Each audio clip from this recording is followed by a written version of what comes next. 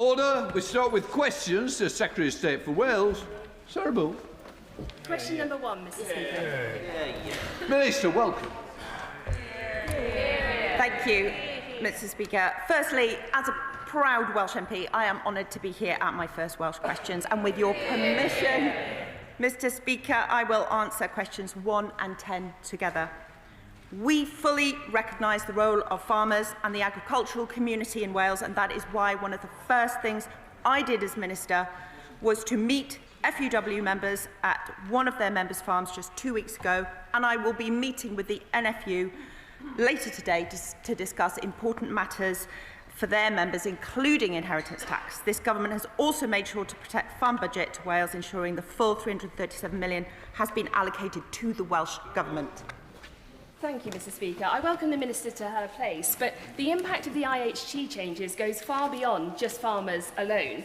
Last month, the Pembrokeshire farm gathered 57 businesses, from vets, machinery dealerships, milk processors to electricians, fencing companies, employing almost 11,000 people.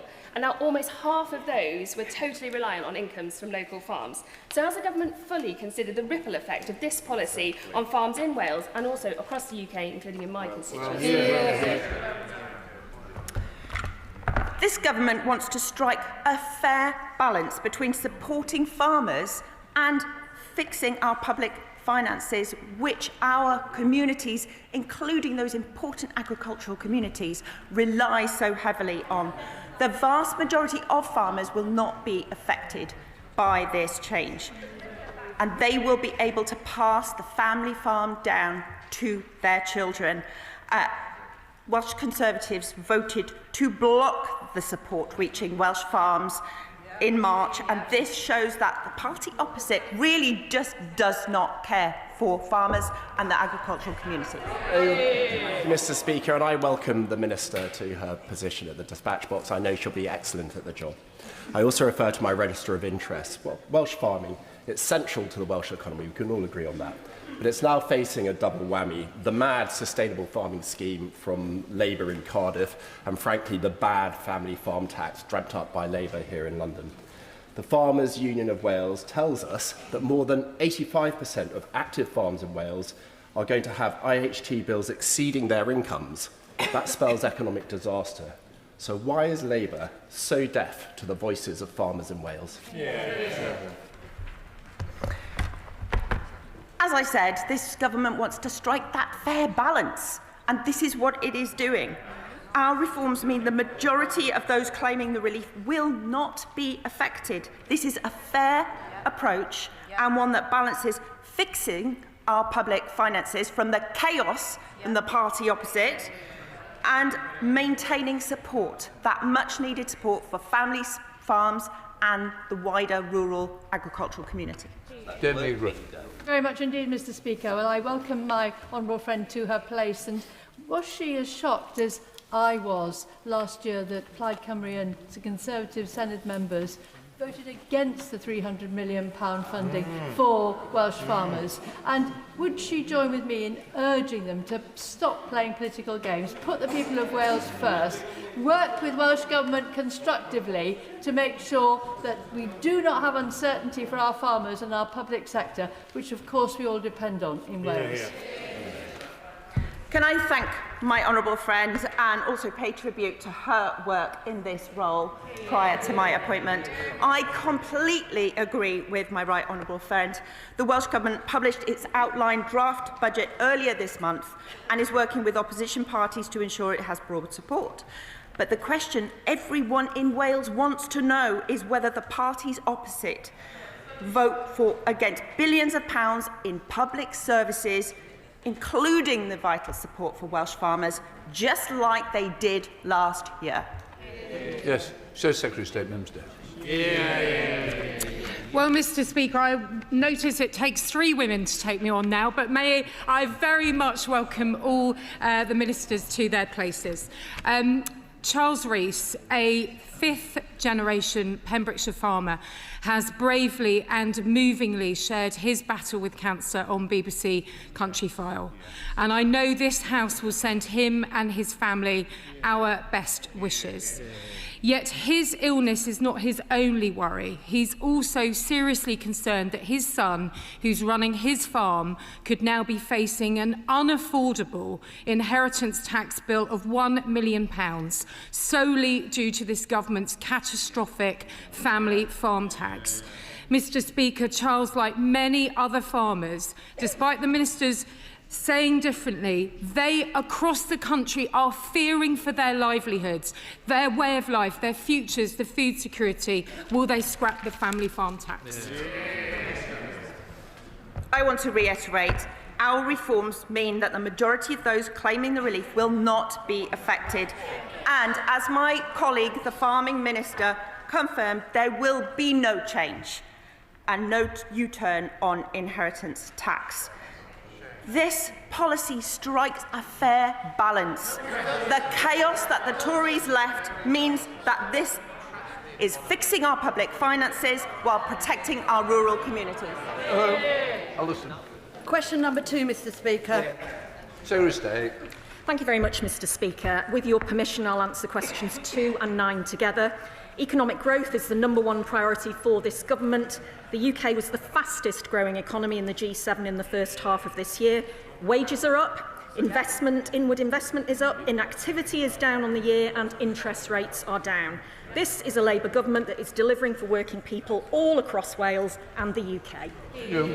Thank you, Mr. Speaker. It's brilliant that last month a total of £214 million was invested in communities across Wales as part of the government's Pride in Place scheme. In my patch, I was delighted that earlier this year Scarborough was awarded £20 million through the Plan for Neighbourhoods. This will give local people the power to decide how funding will transform our town. Will the Secretary of State update the House on how funds such as these will boost local economic growth and restore pride in our communities? Can I thank my honourable friend for her question? Through the Pride in Place initiatives, we are putting power and resources directly into the hands of local communities, from Conway to Carmarthenshire, giving them the ability to decide the priorities that matter most and the funding to pay for visible and lasting change. And in Wales, 14 communities will benefit from £20 million of investment, alongside a further £34.5 million benefiting every single local authority across Wales. Together, these investments will help revitalise high streets, improve public spaces and community facilities, a central part of our mission to boost the economy and break down barriers to opportunity.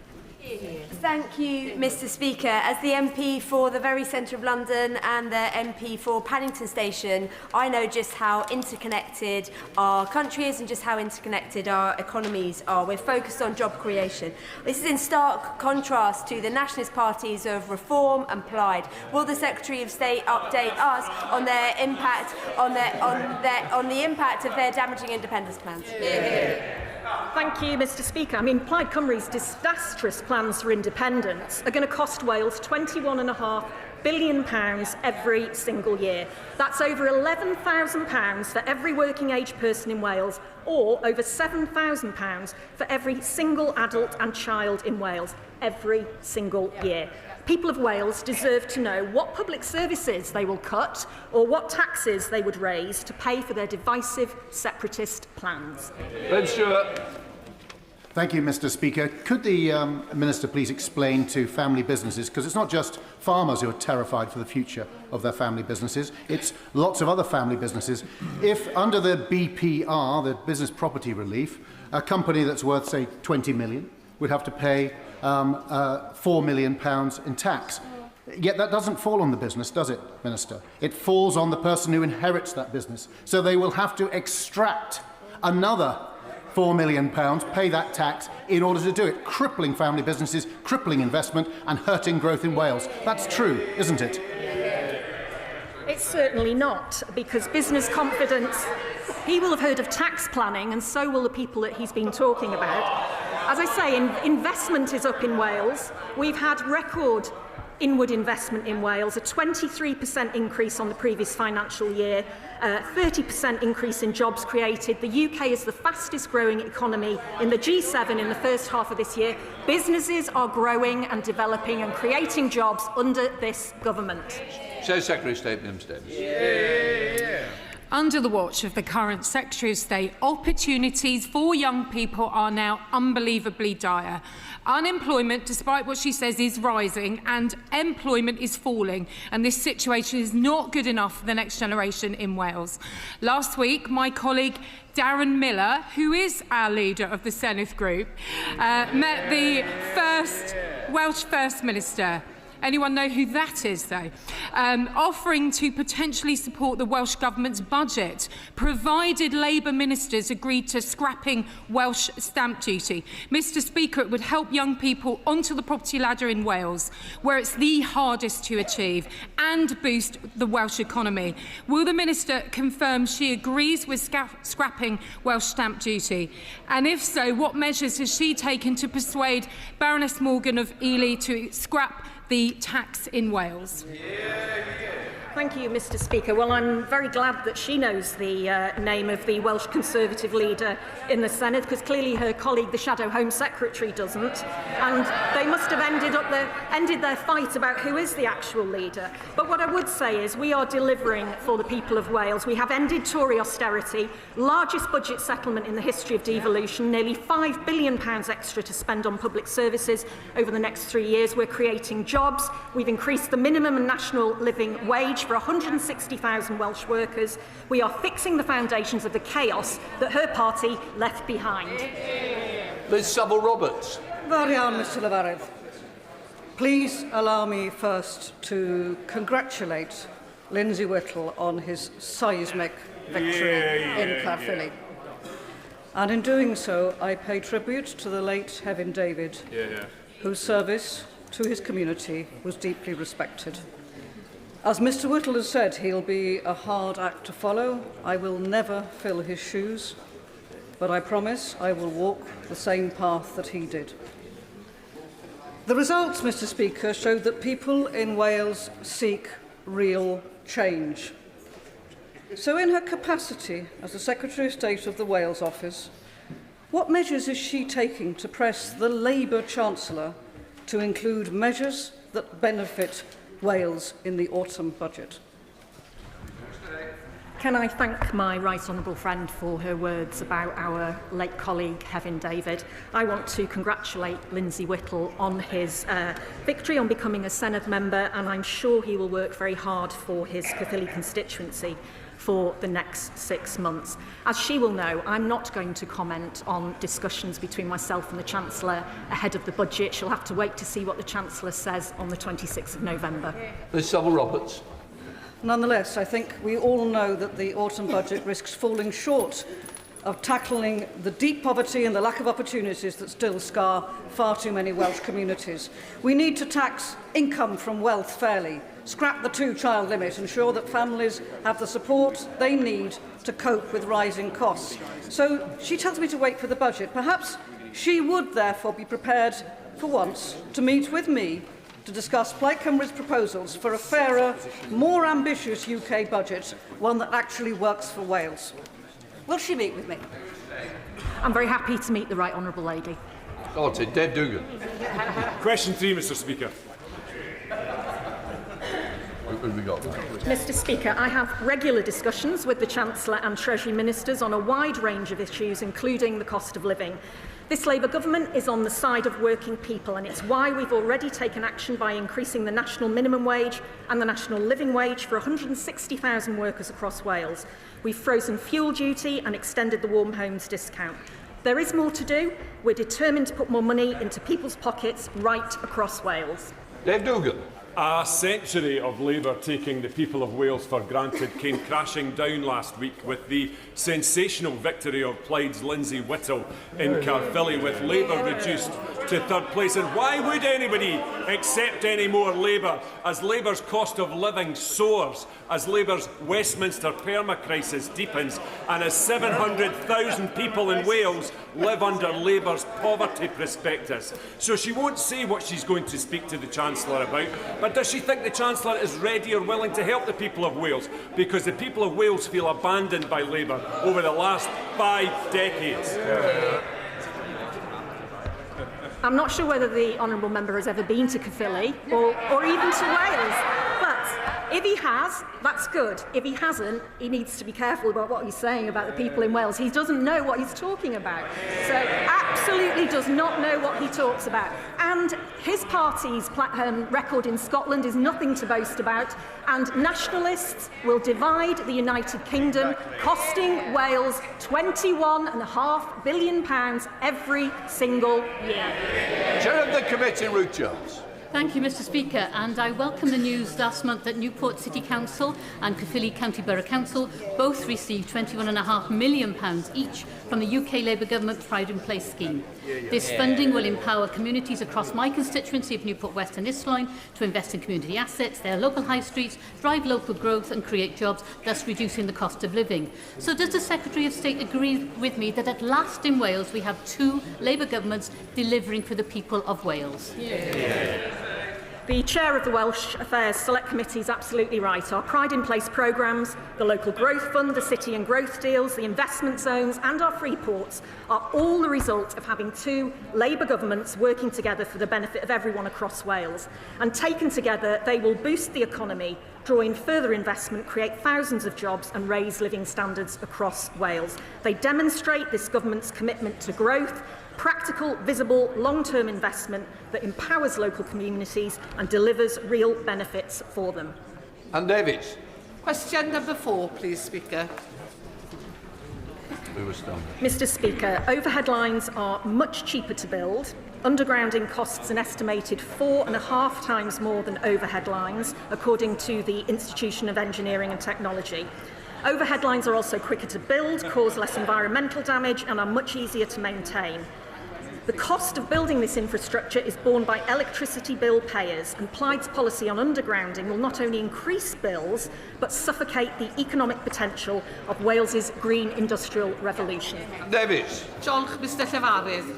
My constituency is the location of 2 major infrastructure projects, a 97-kilometre and a 60-kilometre network of pylons along several hundred, 248 actually, 230-metre tall wind turbines.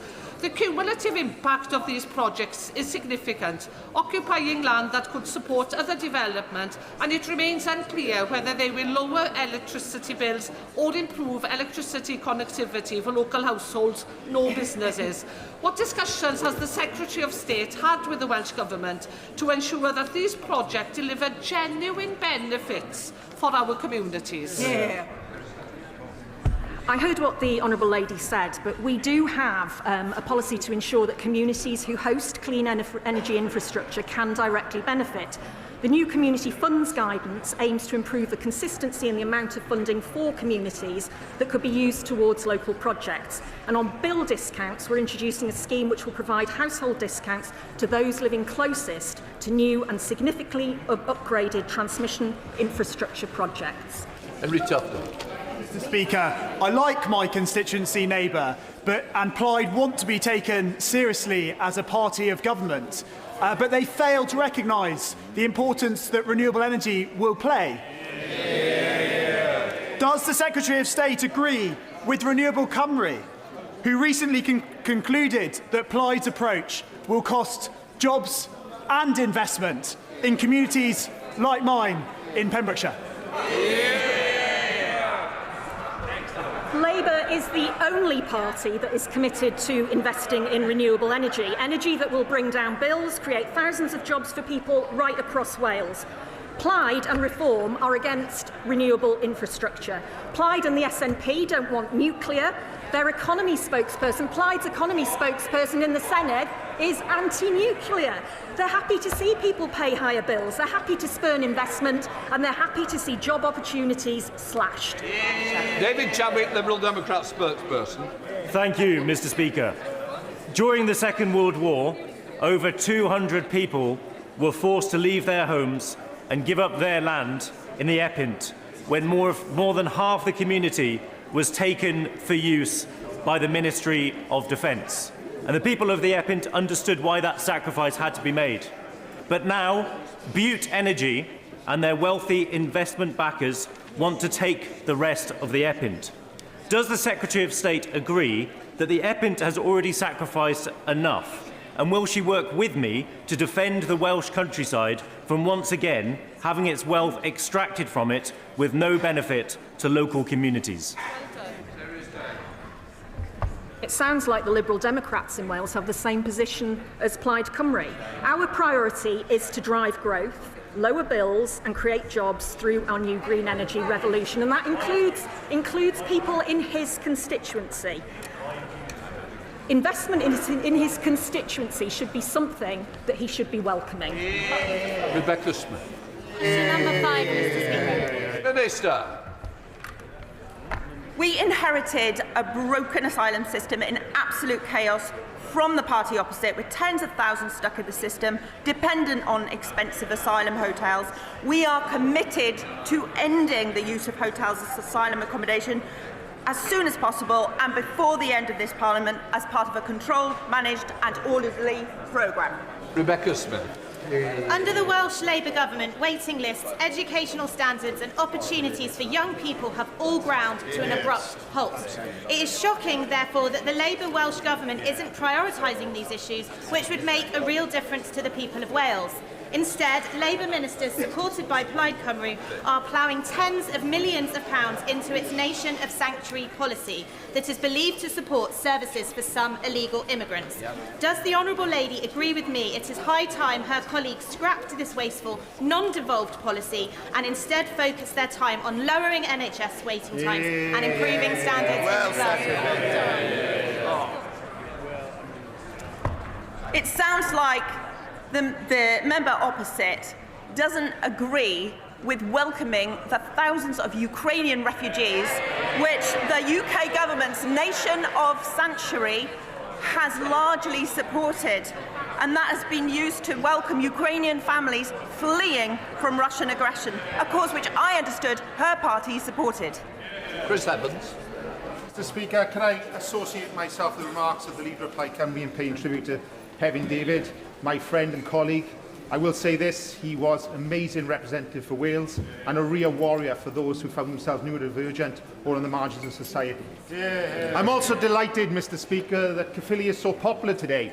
It seems so many people only visited the constituency several times, or not at all, have only read about it in the press, have become experts about my constituency. And I am also pleased that the Minister raised today the plight of the Ukrainians, because if there is who came to Wales and seek sanctuary running from war. Because if there was one downside to that by-election, it was the talk of asylum seekers being bad people, that they're all illegal, they don't contribute to anything. And I say to those people, come and see the exhibition that was on in Caerphilly Council and see what they contributed and what message does the Minister have for the Ukrainians who are still seeking asylum in Wales. Minute. Thank you. We offer sanctuary for those who desperately need it, and we are proud of that. But we inherited a broken system from the party opposite, contracts that are inherited, hotel use since the last election has nearly halved, and we have removed 30,000 people who have no right to be here, ensuring that those who do need to be here do have the welcome and support that they need. This is not job done, but work in progress. Compare that to the last 14 years of the Tory government. Mims Davies, Shadow Secretary of State.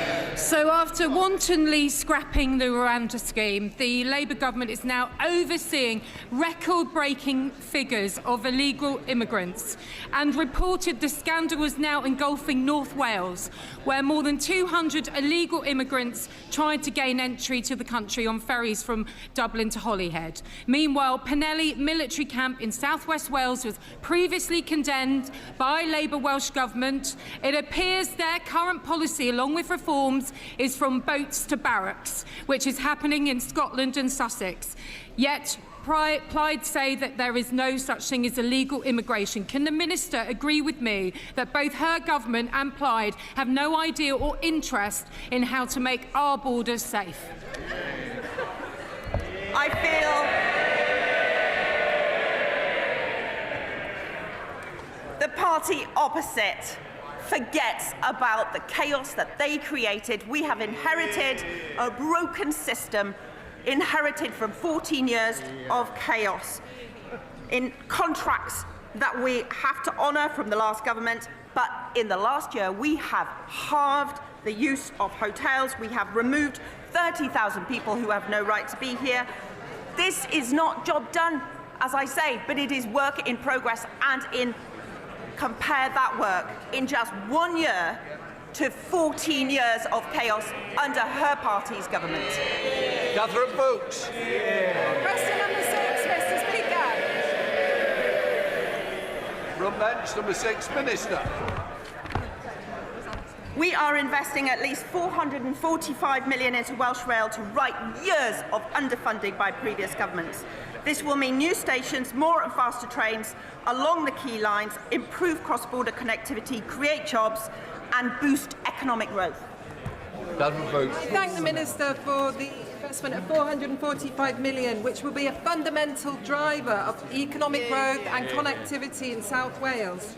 What actions is the Minister taking with Cabinet colleagues and industry partners to ensure that a new station serving my constituents in Megra and Undy will be delivered without delay, getting my constituents on track and faster towards their destinations? Yeah. I thank my honourable friend. She has been a strong champion for this rail investment, which is key to unlocking Wales's economic potential. This includes funding to progress the 5 burn stations in Cardiff East, Newport West, Somerton, Llanwern, Magor and Undy. I will continue to work with the Welsh Rail Board, Welsh Government, to ensure the communities she represents get the infrastructure that they need. Asper Brandreth. The huge economic potential of both the northwest of England and North Wales is being held back by poor rail infrastructure. The last Conservative government committed to at least £1 billion to upgrade and electrify the railway lines from Crewe and Warrington through Chester into North Wales. This Labour government has scrapped those transformational plans at a time when economic growth is a priority. Will she seek to reinstate the vital rail infrastructure investment in the Mersey-Dean North Wales region? Well, that money just didn't exist. And we are investing a historic £445 million into Welsh Rail to right years of underfunding by previous governments and unleashing Wales' economic potential. This will mean new stations, faster trains on key lines and connecting people, well-paid and better jobs right across Wales. 2 governments working in partnership to deliver for the people of Wales. Before we come to Prime Minister's questions, can I welcome in the gallery the Honourable Speaker of the Parliament of Sri Lanka and his delegation. We now come to questions to Prime Minister Nick Smith. Number 1, please, Mr. Speaker. Prime Minister. Mr. Speaker, the scenes of destruction emerging from Jamaica are truly shocking. Both the Foreign Secretary and I have been in close contact with our Jamaican counterparts in recent days to offer the UK's full support. Mr. Speaker, I can update the House that HMS Trent and specialist rapid deployment teams are pre-positioned in the region, and we stand ready to provide humanitarian support. Mr. Speaker, Awab Ishaq died 5 years ago from a respiratory condition caused by exposure to black mould in his flat in Rochdale. He was just 2 years old. No child should grow up without the safety and security of a decent home. For far too long, millions of people have lived at the mercy of rogue landlords and insecure contracts. Labour is ending that. Despite the best efforts of the Tories and Reform who voted against it, our Renters' Rights Act is now law, including Awab's law. Fighting for working people, that's the difference a Labour government makes. And on that issue, Mr. Speaker, this government has secured the biggest deal to manufacture Typhoon fighter jets in this country for almost 20 years. we secured that deal because the UK is back as a leading and trusted member of NATO. A timely reminder for the Green Party, whose policy is to take us out of NATO, the Putin-friendly Reform Party, who would have no standing with NATO, and for the leader of the opposition, you don't win NATO deals by not turning up to NATO summits. Mr. Speaker, this morning I had meetings with ministerial colleagues and others. In addition to my duties in this House, I shall have further such meetings later today. Nick Smith. Mr. Speaker, can I associate myself with the Prime Minister's remarks about supporting Jamaica? Across our country and in Blaenau Gwent and Rumney, off-road bikers are a menace. They tear up our environment and turn our streets into racetracks. After years of Tory cuts, Gwent police are tackling this now. So does the Prime Minister agree with me that police forces and communities like mine are seeing the difference that Labour can make in power? Well, I share my honourable friend's determination that everyone feels safe and secure in their community. Neighbourhood policing was decimated by the party opposite, and we're restoring it with 3,000 extra officers by spring. We're also giving them the powers, Mr. Speaker, they need, including tough new respect orders that allow the police to seize and destroy vehicles within 48 hours. The Tories walked through the lobbies with reform in voting against our crime and policing bill. The opposition, Kemi Bernal. Thank you, Mr. Speaker. Last year, in its manifesto, Labour promised not to increase income tax, not to increase national insurance, and not to increase VAT. Does the Prime Minister still stand by his promises? Well, Mr. Speaker, I'm glad that the Leader of the Opposition is now finally talking about the economy. I can update the House, Mr. Speaker. Retail sales are higher than expected. Inflation is lower than expected. Growth has been upgraded this year. And, Mr. Speaker, the UK stock market is at an all-time high. The budget is on the 26th of November, and we will lay out our plans. But I can tell the House now that we will build a stronger economy, we will cut NHS waiting lists and deliver a better future for our country. Well, Mr. Speaker, yes. What a fascinating answer. It is not the same answer that I received when I asked exactly the same question, word for word, on the 9th of July. Then the Prime Minister replied with just one word, yes, and then he sat down with a smug grin on his face. What's changed in the past 4 months? Mr. Speaker, as she well knows, no Prime Minister or Chancellor will ever set out their plans in advance. But, Mr. Speaker, I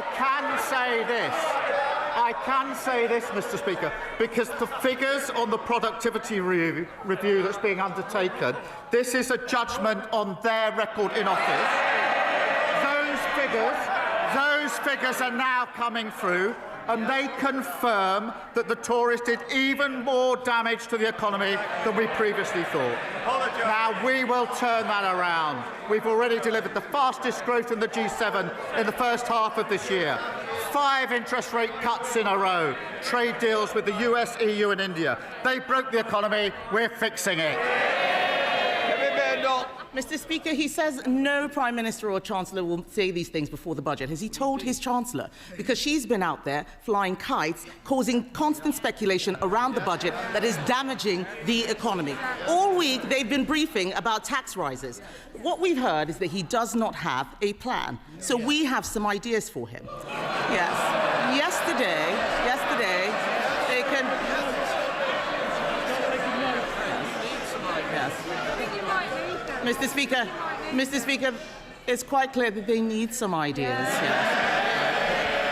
On this side of the House, we believe in scrapping taxes on family homes. Yesterday, we voted to abolish stamp duty. They voted against it.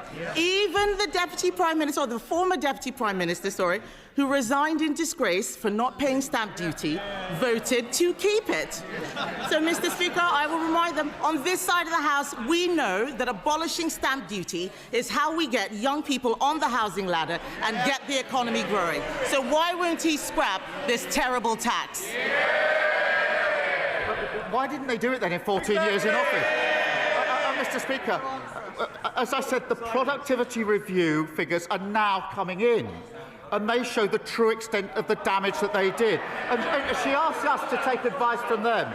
We all know these figures are coming out. We all know that austerity damaged the economy on their watch. The botched Brexit deal damaged the economy on their watch. Liz Truss's mini-budget damaged the economy on their watch.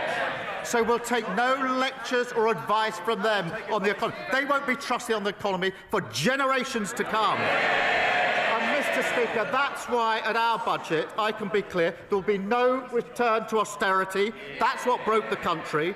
No return to the instability of their mad borrowing spree, and we'll end the unfairness and low growth that squeeze living standards for working people. That's the path to national renewal.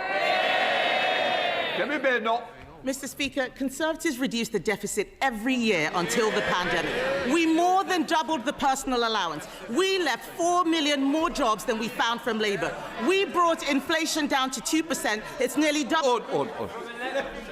Mr. Tufnell, you're in my sights. The pantomime season has arrived, so don't start it too early.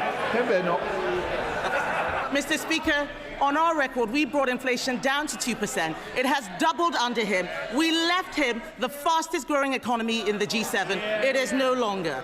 The truth is, they have no ideas. We're giving them some. There is another way to get growth. It's cutting welfare spending and getting people into work. Last month, I offered to work cross-party with him to bring down welfare spending, because he knows, and we know, that he'd rather dip into people's pockets than upset those people behind him. Instead of tax rises, will he work with us to find a way to cut welfare spending and get Britain working again? Mr. Speaker, she talks about their record. Let's go through it. They crashed the economy. Inflation went up to 11%. Mortgages went through the roof. Welfare spending went up £33 billion on them, and they want to give us advice. And they reduced the UK to a laughing stock. Because of our budget, Mr. Speaker, waiting lists have come down, wages are up, mortgage rates are down, and other countries want to do deals with us. Just on Monday of this week, the Turkish government signed an £8 billion deal for Typhoons. Earlier this year, the Norway government a £10 billion for frigates. That is because of the budget that we passed, fixing the mess that they left. Mr. Speaker, it's not because of the budget that he passed. I started that deal back in January 2024. But I welcome it. There are some things, Mr. Speaker, it's got nothing to do with their budget. We're lucky it's still happening. So I welcome the £8 billion deal that he's done with Turkey, but I will remind him that just last month, his Chancellor borrowed £20 billion. He'll have to sell a hell of a lot more jets to make up for that. And he won't rule out any tax rises. He can't cut spending. He is increasing unemployment. This man knows nothing about economic growth except how to destroy it. In his weakness, Mr. Speaker, he has caved into the unions with their regulations that will cripple businesses, costing them £5 billion every year. Yes, please do speak up, because I want every single business out there to hear Labour MPs heckling when we talk about the damage that they are doing. So I ask the Prime Minister, how on earth can he consider adding more burdens for these firms to deal with? Mr. Speaker, she's overlooked the fact that we had the highest growth in the G7 the first 6 months of this year, and that growth's just been upgraded. 3 interest rate cuts. Mr. Speaker, we're not going to take lessons from them. She's now introduced what I understand to be, I think she calls it a golden economic rule, this golden rule that she's now putting forward, very golden. £47 billion, Mr. Speaker, of unspecified spending cuts, with no detail whatsoever. Mr. Speaker, let me put that in context. That would be 85,000 fewer nurses, 234,000 fewer teachers, or cutting every police officer in the country twice over.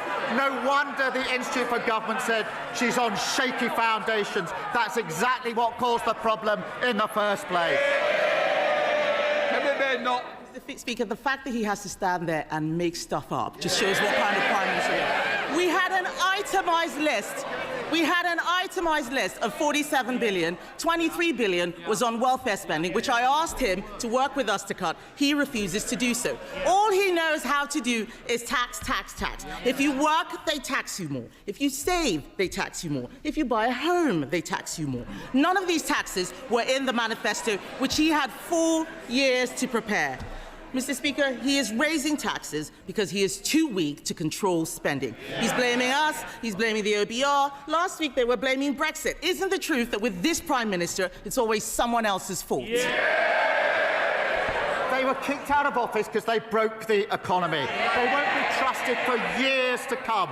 She can't tell us what her position is on the last budget, and she's got a phantom £47 billion with no foundation as we go forward. That's exactly the mess that they caused. They've not changed one bit. Meanwhile, we're fixing their mess. 5 million extra NHS appointments, 5 interest rate cuts, growth and wages up. That's a change the Labour government makes. Jeff Smith. Thank you, Mr. Speaker. As Palestinians try and rebuild their lives amid the rubble of Gaza, last night, once again, dozens of innocent people were killed by Israeli airstrikes. What will the UK do, along with our international partners, to hold the Netanyahu government to account for its actions?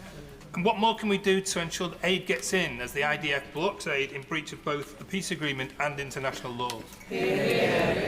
Well, I thank him for raising this, and I'm deeply concerned, Mr. Speaker, by the strikes, and that underlines the fragility of the ceasefire deal. All sides need to uphold President Trump's peace plan. It is the only route to long-term peace for Israelis and Palestinians. We are, of course, in close touch with the US and regional allies, pushing for de-escalation. Mr. Speaker, the scale of destruction in Gaza is unimaginable. The immediate priority remains getting aid in at the speed and the volume needed. Thank you. We come to the Leader of the Liberal Democrats, Sir Ed Davey. Thank you, Mr. Speaker. And can I associate myself with what the Prime Minister said about Jamaica and indeed all those islands and countries affected by Hurricane Melissa? Our thoughts and prayers are with all those affected. And I'm sure the whole House will want to join me in paying tribute to Prunella Scales, Mr. Speaker. I suspect I'm not the only member of the House with a Fawlty Towers DVD box set. She will be greatly missed. Mr. Speaker, across Europe, in countries like Poland, Germany and France, we've seen evidence of dangerous Russian interference in their politics. Last month, the former leader of a major party in Wales pleaded guilty to taking bribes to make pro-Russian statements. The evidence shows Nathan Gill was a close confidant of the current Reform Party leader for years. So does the Prime Minister agree with me that it's time we had an in-depth investigation into Russian meddling and money in British politics? Joining his comments on Prunella Scales, and on this question of Russian interference, it is a serious problem in countries across Europe, including in our country, where it's a constant threat. And Mr. Speaker, for NATO allies, the conflict in Ukraine and dealing with Russian aggression is the #1 issue. And that is why I have to say the Reform Party would be an absolute disaster for our defence. We are a trusted member of NATO. We wouldn't be a trusted member if we were Putin friendly. We are leading the coalition of the willing, giving security and comfort to 30 other countries that would collapse under reform because they're Putin friendly, and it'd be a real threat to our defence and our security. Sir Ed Davey. Mr. Speaker, I'm grateful for the Prime Minister's reply, and I agree with him on Ukraine, but I do hope he will look at an investigation into this Russian interference in our politics. Mr. Speaker, last week I questioned how he can accept the damage of Brexit while refusing to do anything meaningful about it. The damage is clear, with the Financial Times reporting that lower productivity growth alone has blown a £20 billion black hole in the public finances, just part of the Brexit black hole that Conservatives and Reform will not apologise for. Last week, he rejected my plan for a new customs union. So can I ask him what action he will take to change the Brexit deal, or is he just planning to complain about it? Well, he must have overlooked the fact that there was a UK-EU summit earlier this year in which there were 10 strands to the change that we've already agreed in relation to relationship with the EU, including closer trading relationships, including closer work on defence and security, and that is an iterative process that we will continue into next year. But he's absolutely right about the botched deal of the last government, the damage that's done to our economy, and we're just seeing some of the figures coming through in relation to that. That's one of the reasons, or one of the factors behind the way they crashed the economy. Jonathan Brash. Thank you, Mr. Speaker. Football is a game based on fairness, yet brilliant clubs that unite communities every week, like Hartlepool, are being held back by a fundamental unfairness. The 3 Up campaign, backed by 72 National League clubs, including Hartlepool United, and championed by Hartlepool legend Jeff Stelling, seeks to grant a 3rd promotion place from the National League to League 2. This simple change will be transformational for these historic clubs, many of which are over a century old. Now, while I accept Arsenal may never directly benefit from such a change, does the Prime Minister agree that this campaign to put football first would help the new football regulator protect club heritage, ensure stability and put fairness and fans back at the heart of our game? Well, can I start by wishing Hartlepool United the best for this season? He will appreciate the structure of the leagues is a matter for leagues themselves, but I do commend his campaign and everything that he's putting behind it. I also want to pay tribute to the staff, the fans and the players at Sheffield Wednesday at this difficult time. Mr. Speaker, we've delivered the independent football regulator to stand up for fans and make sure clubs have fit and proper owners. The party opposite used to support that, but now they oppose it. Gavin Robinson. Mr. Speaker, the Prime Minister has a deep understanding of policing in Northern Ireland and the importance of it. He knows about the ongoing national security threat. Indeed, he knows about the additional costs of dealing with the legacy of our past. And he knows that the PSNI has been underfunded. He knows that the Northern Ireland Executive have rightly brought forward a stability programme for them. He knows that they are under strength, because New Decade, New Approach in 2020 suggested there should be 7,500 police officers in Northern Ireland. Today there are 6,200. But does he know that the Treasury did not look favourably upon a request to draw upon the reserves for a data breach cost of £120 million? Does he recognise that in Treasury terms that incident was unpredictable, it was unforeseeable, it's unaffordable? It matches the criteria that the Treasury have. To set aside that money in a year would be 10% of the overall PSNI budget. It is not affordable. Can I ask him, in engagement with the Chancellor, to think about this issue again and to ensure that our police service of Northern Ireland and the national security threat that they face is not hampered by in-year financial rules? Well, can I thank him for raising this important issue, and I know it is of a real concern to him. Can I reassure him that I am in regular contact with the Chief Constable, John Boucher, and the PSNI on this very issue, as he would expect. As he's aware, we provided a record settlement for the Executive, £19.3 billion per year on average. We also invested £113 million in additional security funding for the PSNI to help address specific security challenges. Now, whilst it's for the Executive to set the PSNI budget, I want to reassure him that our commitment is to keeping people safe in Northern Ireland. Alan Stritt. Thank you, Mr. Speaker. I'm speaking on behalf of my constituents, Shannon and Tyler, who lost their 2-year-old son, Hudson, earlier this year.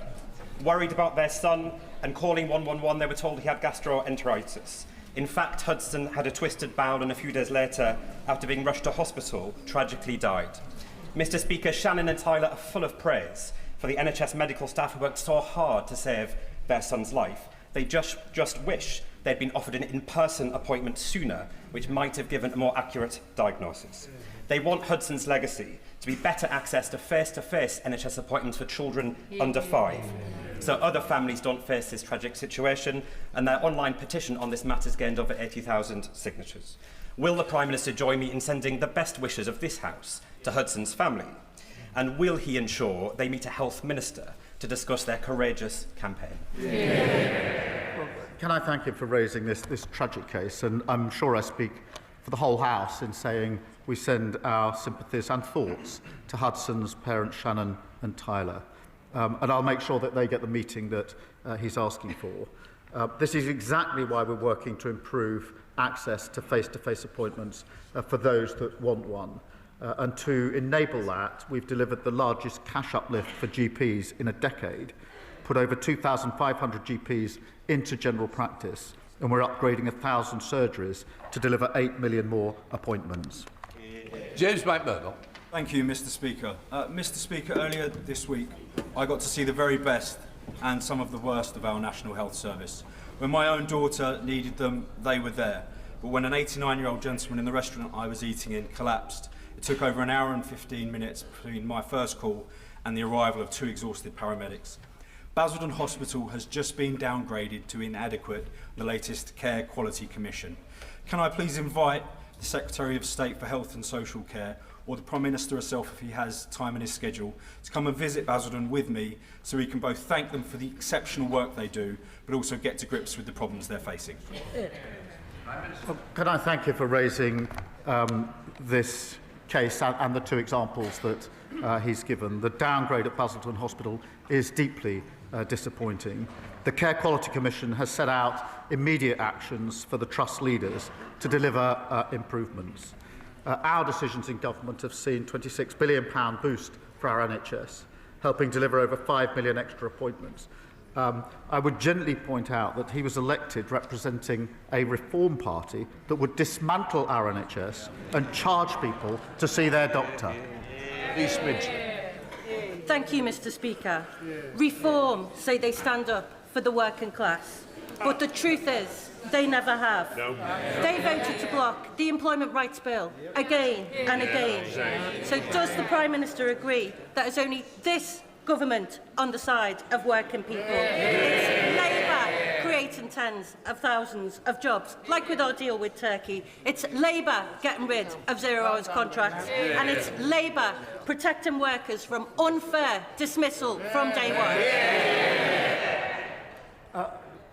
I'm proud that we delivered the biggest upgrade to workers' rights in a generation, and the Tories and Reform vote against it at every turn, as they always do with any form of workers' rights and protections. And in relation to the deal that we struck on Monday, Mr. Speaker, with Turkey, that is a deal worth £8 billion, 20,000 jobs, 10 years of work in manufacturing with the Typhoons. That is only possible because we're a trusted member of NATO, and Reform have been an absolute nightmare on defence because they would not be a trusted member of NATO because they're Putin-friendly.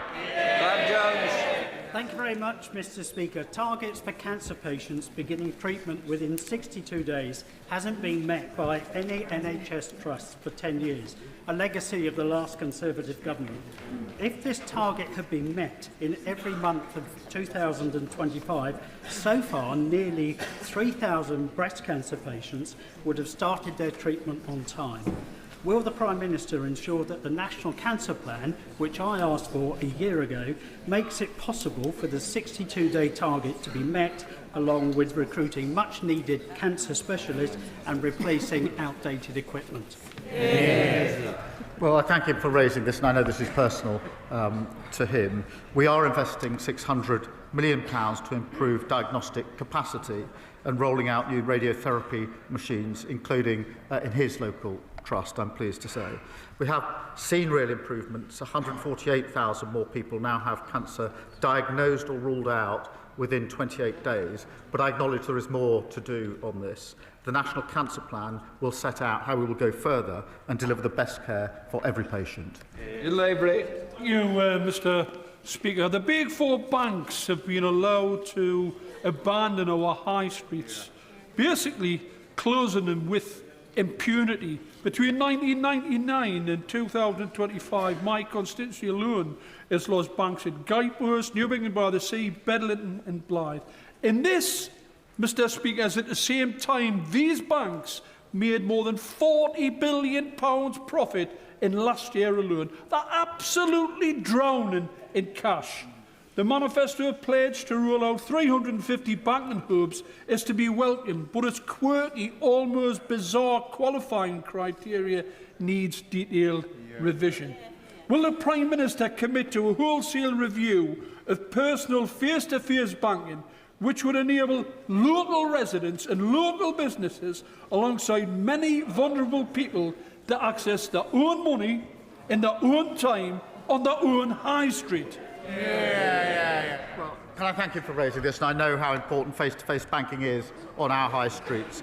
We have committed, as he says, to rolling out 350 banking hubs across the United Kingdom. Over 180 are already open. I want to reassure him that 350 is not the limit. While decisions over hubs are taken independently, they can be rolled out wherever a community needs one. And I'm happy to make sure relevant Minister follows up with details for him.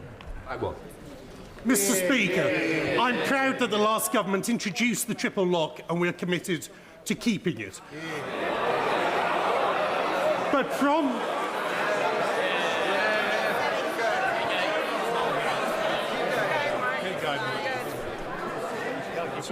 The problem is, one or two, you're trying to catch my eye. If we don't get through, you won't get a chance, might we? Thank you, Mr Speaker. It was a great achievement of the last government and we will be keeping it. But from April, pensioners with private pensions as low as £2 a month will be paying income tax for the first time.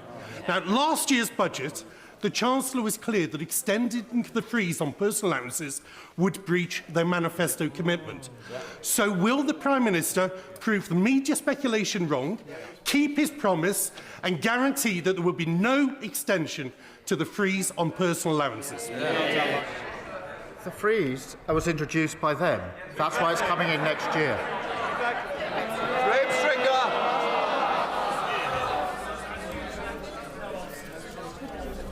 Mr Speaker, the Honourable Member for West Suffolk, when he was an official, produced a devastating report on the Home Office.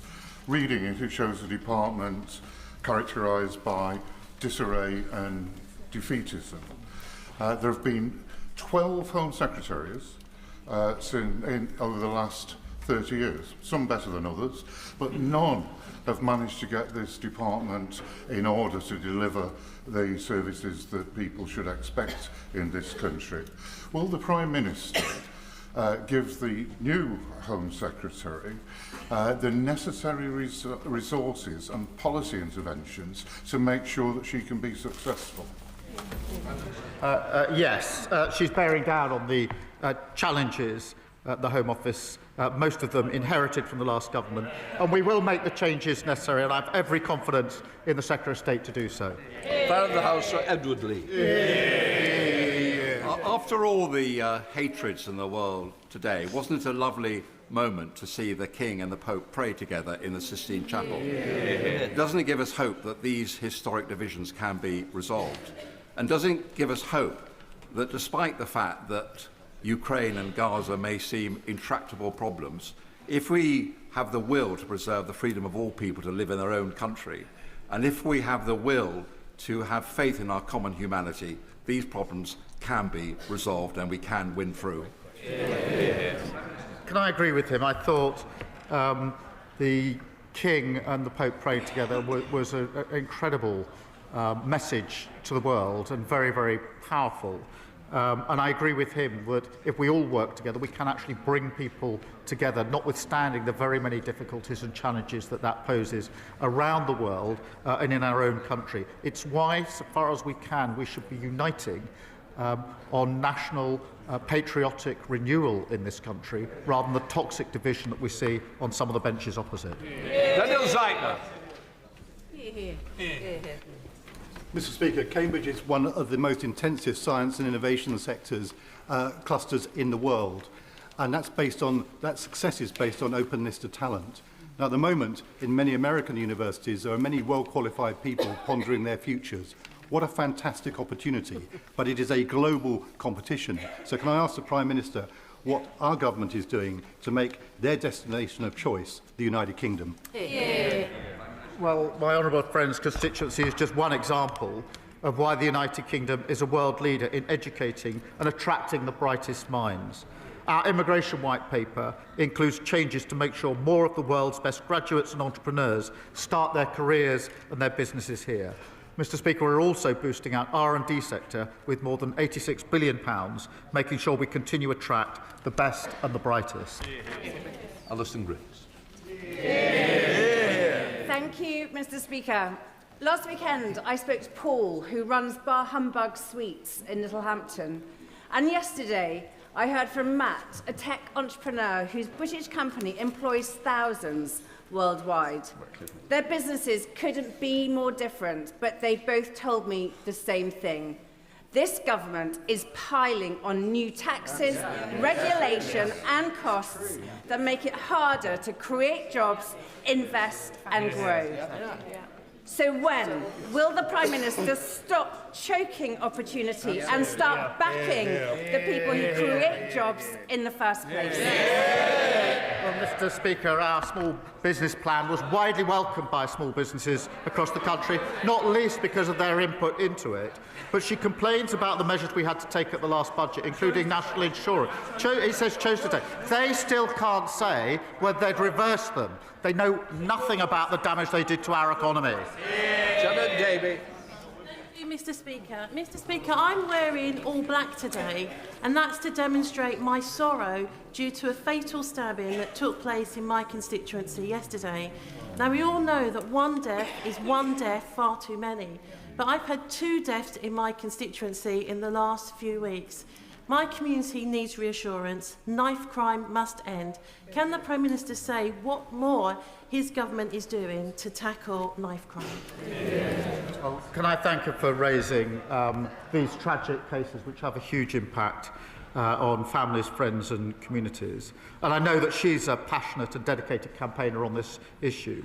Every single life that's lost to knife crime devastates communities, and that's why we've banned zombie knives and ninja swords and have strengthened controls on online knife sales. Mr. Speaker, we're also giving stronger powers for police in our crime and policing bill, which both the Conservatives and Reform voted against. Glover. Thank you, Mr. Speaker. I had the recent privilege to visit Fitzwarren School in my Oxfordshire constituents, Didcot and Wantage, the only special school that we have, and see the excellent care and education that they provide. Given the urgent need for more funding for additional special schools and to enable special schools to spread their expertise to mainstream schools, what does the Prime Minister say to parents and education workers who are desperately worried by his government's decision announced last week to delay SEND reforms? Well, I'm grateful for him raising this, and I think the broken SEND system is the issue that's been raised with me more frequently than any other issue at Prime Minister's questions. That's why we do need to review it. It's not working for any of those involved, particularly children and parents. It is important that we get it right, and insofar as we can, that we get a consensus about how we go forward, and that's what we're attempting to do.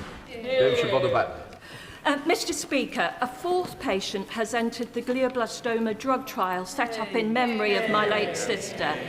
Today, we are joined by Ben Trotman, a patient of a similar trial in 2022, funded by the John Moulton Foundation. Since then, Ben has married Emily, and in March they welcomed beautiful baby Mabel. Can I ask the Prime Minister when the National Institute for Health Research will spend the £40 million given in 2017 for trials on brain tumours? Or will glioblastoma patients always rely on the grief-stricken or philanthropist for life and hope?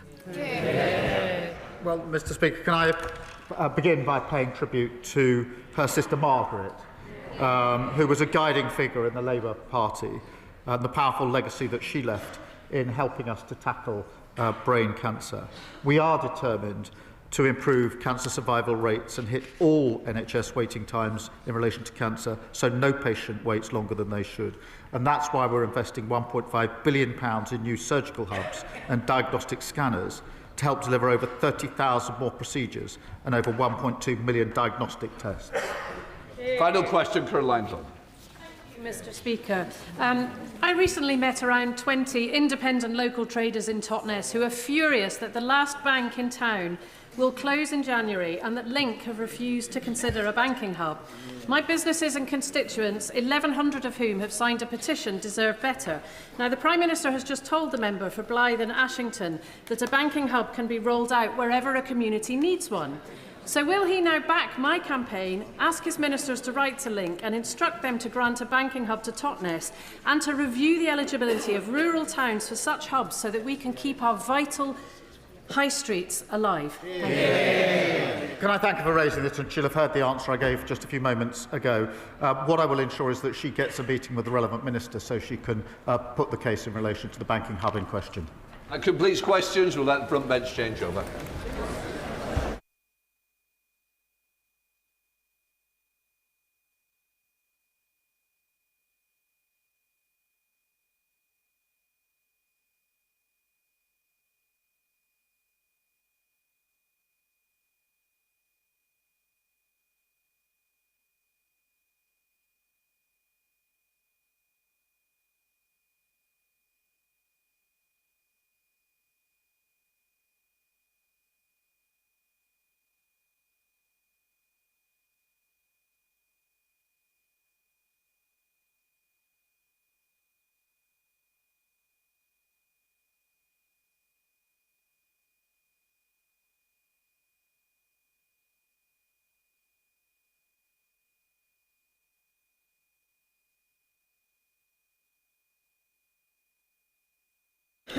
Right, we now come to the urgent question.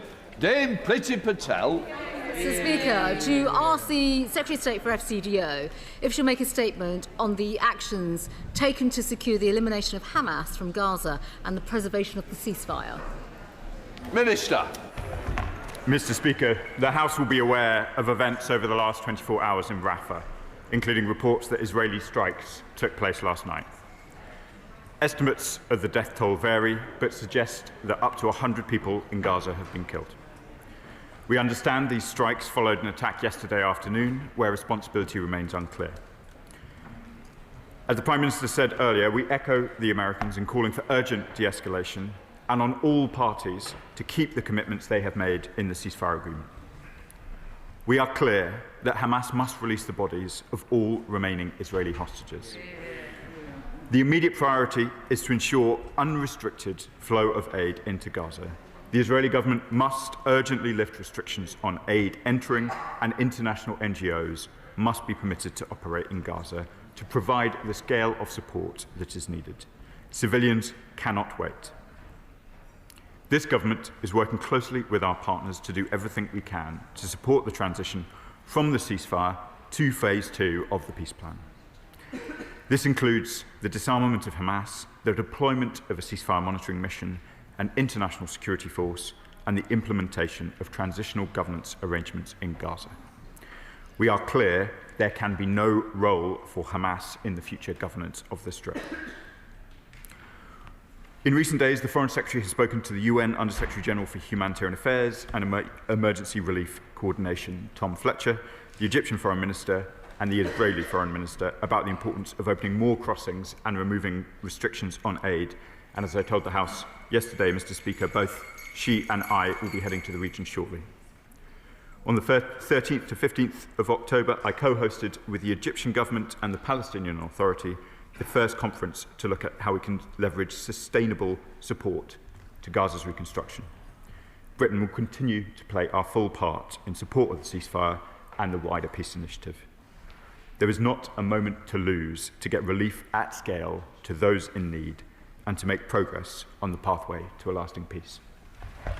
Thank you, Mr. Speaker. The situation in Gaza is fragile, and we all want the ceasefire to hold and endure, and for it to transition into a sustainable end to the conflict. But that requires the terms of the ceasefire being adhered to. The scenes of masked Hamas gunmen carrying out summary executions is sickening. Their continued hoarding and disruption of aid to starved Gazans is shocking. Their refusal to disarm is disturbing, and their failure to return bodies of the deceased hostages is distressing. They and their families deserve dignity of a proper burial.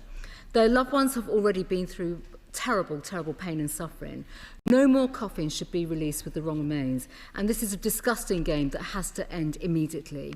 So can the Minister explain what pressure is being exerted on Hamas by the UK government so they comply with the full terms of the agreement and release all deceased hostages? Yesterday it was reported that Hamas gunmen killed an IDF soldier, violating the ceasefire, leading to the targeted IDF action in response. What is the Minister's assessment of the threat Hamas poses? And what practical steps is the UK taking to support the disarming and elimination of Hamas and the terrorist infrastructure in Gaza?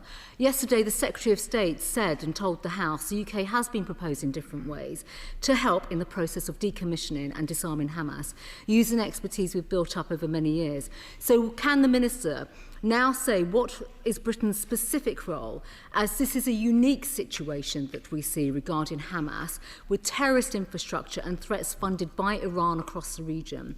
What action is the government taking to rebuild its relationship with Israel, given the important partnership that we have with Israel? And on aid, what steps are being taken to increase getting aid into Gaza? And given the remarks by the US Secretary of State about UNRWA and its role in Gaza, what discussions have taken place with the United States administration about UNRWA's future and the implication for the UK following the government's decision to give it millions of pounds despite knowing some of these risks? Thank you, Mr. Speaker. I would say at the outset that we track events in Gaza incredibly carefully. I do not intend to give the House a running commentary on each and every individual incident that takes place.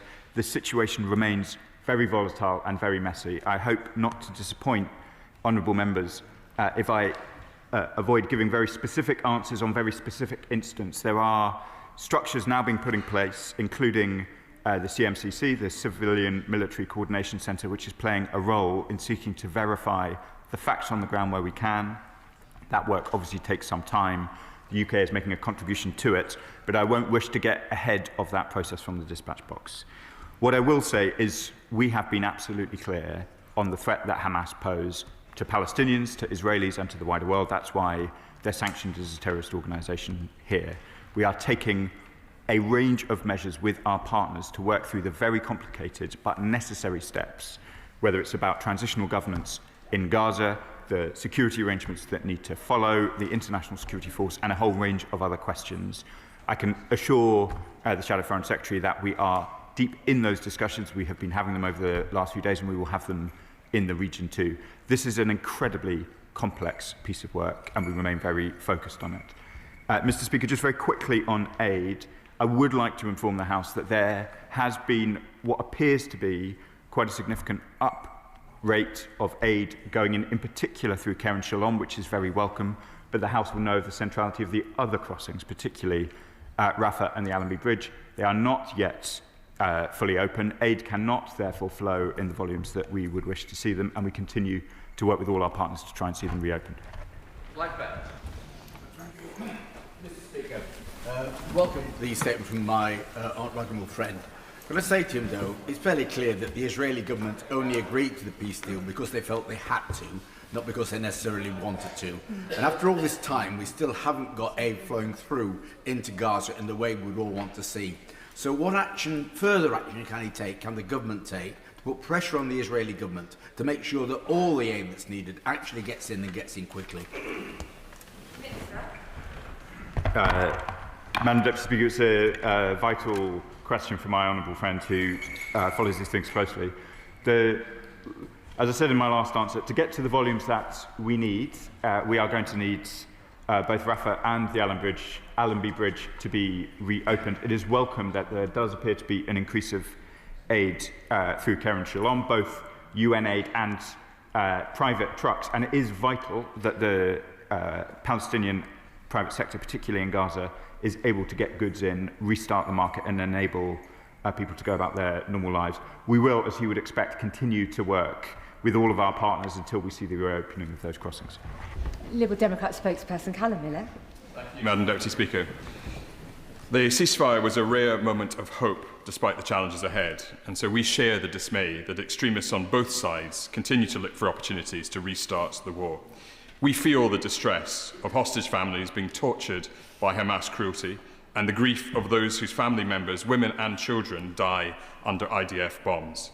The fake recovery of bodies by Hamas, as evidenced by the Red Cross, is a cruel and despicable act. Yet we can also see that extremists in the Netanyahu cabinet who have no interest in peace nor in the rights of Palestinian civilians are straining at the leash to retaliate. It is this cycle of violence and suffering that we must break. So I ask the Minister, what steps has the government taken to work with regional partners to force Hamas to find and return the remaining hostage bodies and to disarm? And given the importance of maintaining President Trump's interest and attention, what conversations has the Minister held with US counterparts to ensure that the White House does not lose focus on the prize of peace through a two-state solution? I can reassure the House, Madam Deputy Speaker, that the British government remains in very regular contact at the highest levels with the American government on these questions, and the American government, as I think is clear in recent days, remains very focused on these issues, which is to be welcomed and to be supported, as the Honourable Member says. He raises important points about the recovery of bodies as well. I can confirm that I have been in talks with many of my opposite numbers across the region, most recently my Qatari opposites yesterday, as has the Foreign Secretary, and we continue to make these points with force. Nick Smith. Thank you, Madam Deputy Speaker. And could I thank the Minister for his answering of the question? Could I say what a great job he does over time at updating our chamber? He's been terrific through this difficult period. Can I, though, ask him more about the type of aid that he thinks our country needs to send into Gaza to support the people there? Madam, I thank my honourable friend for his kind words. There are two areas where aid is going to be particularly vital. Of course, the immediate needs that the Gazan people have and the humanitarian programme to meet those needs. Most recently, in Sharm el-Sheikh, the Prime Minister announced a £20 million contribution focused on water, sanitation and health. But there is also a need for the sustainable reconstruction of Gaza. The message we hear so often from Palestinians is that they wish their own companies and their own private sector to be engaged in that endeavour. They don't simply wish to see the World Bank or the United Nations leading the charge. They too want to take agency of those questions, and that was one of the reasons we involved them so closely in the conference I held in October. Kit Malthouse. Thank you, Madam Deputy Speaker.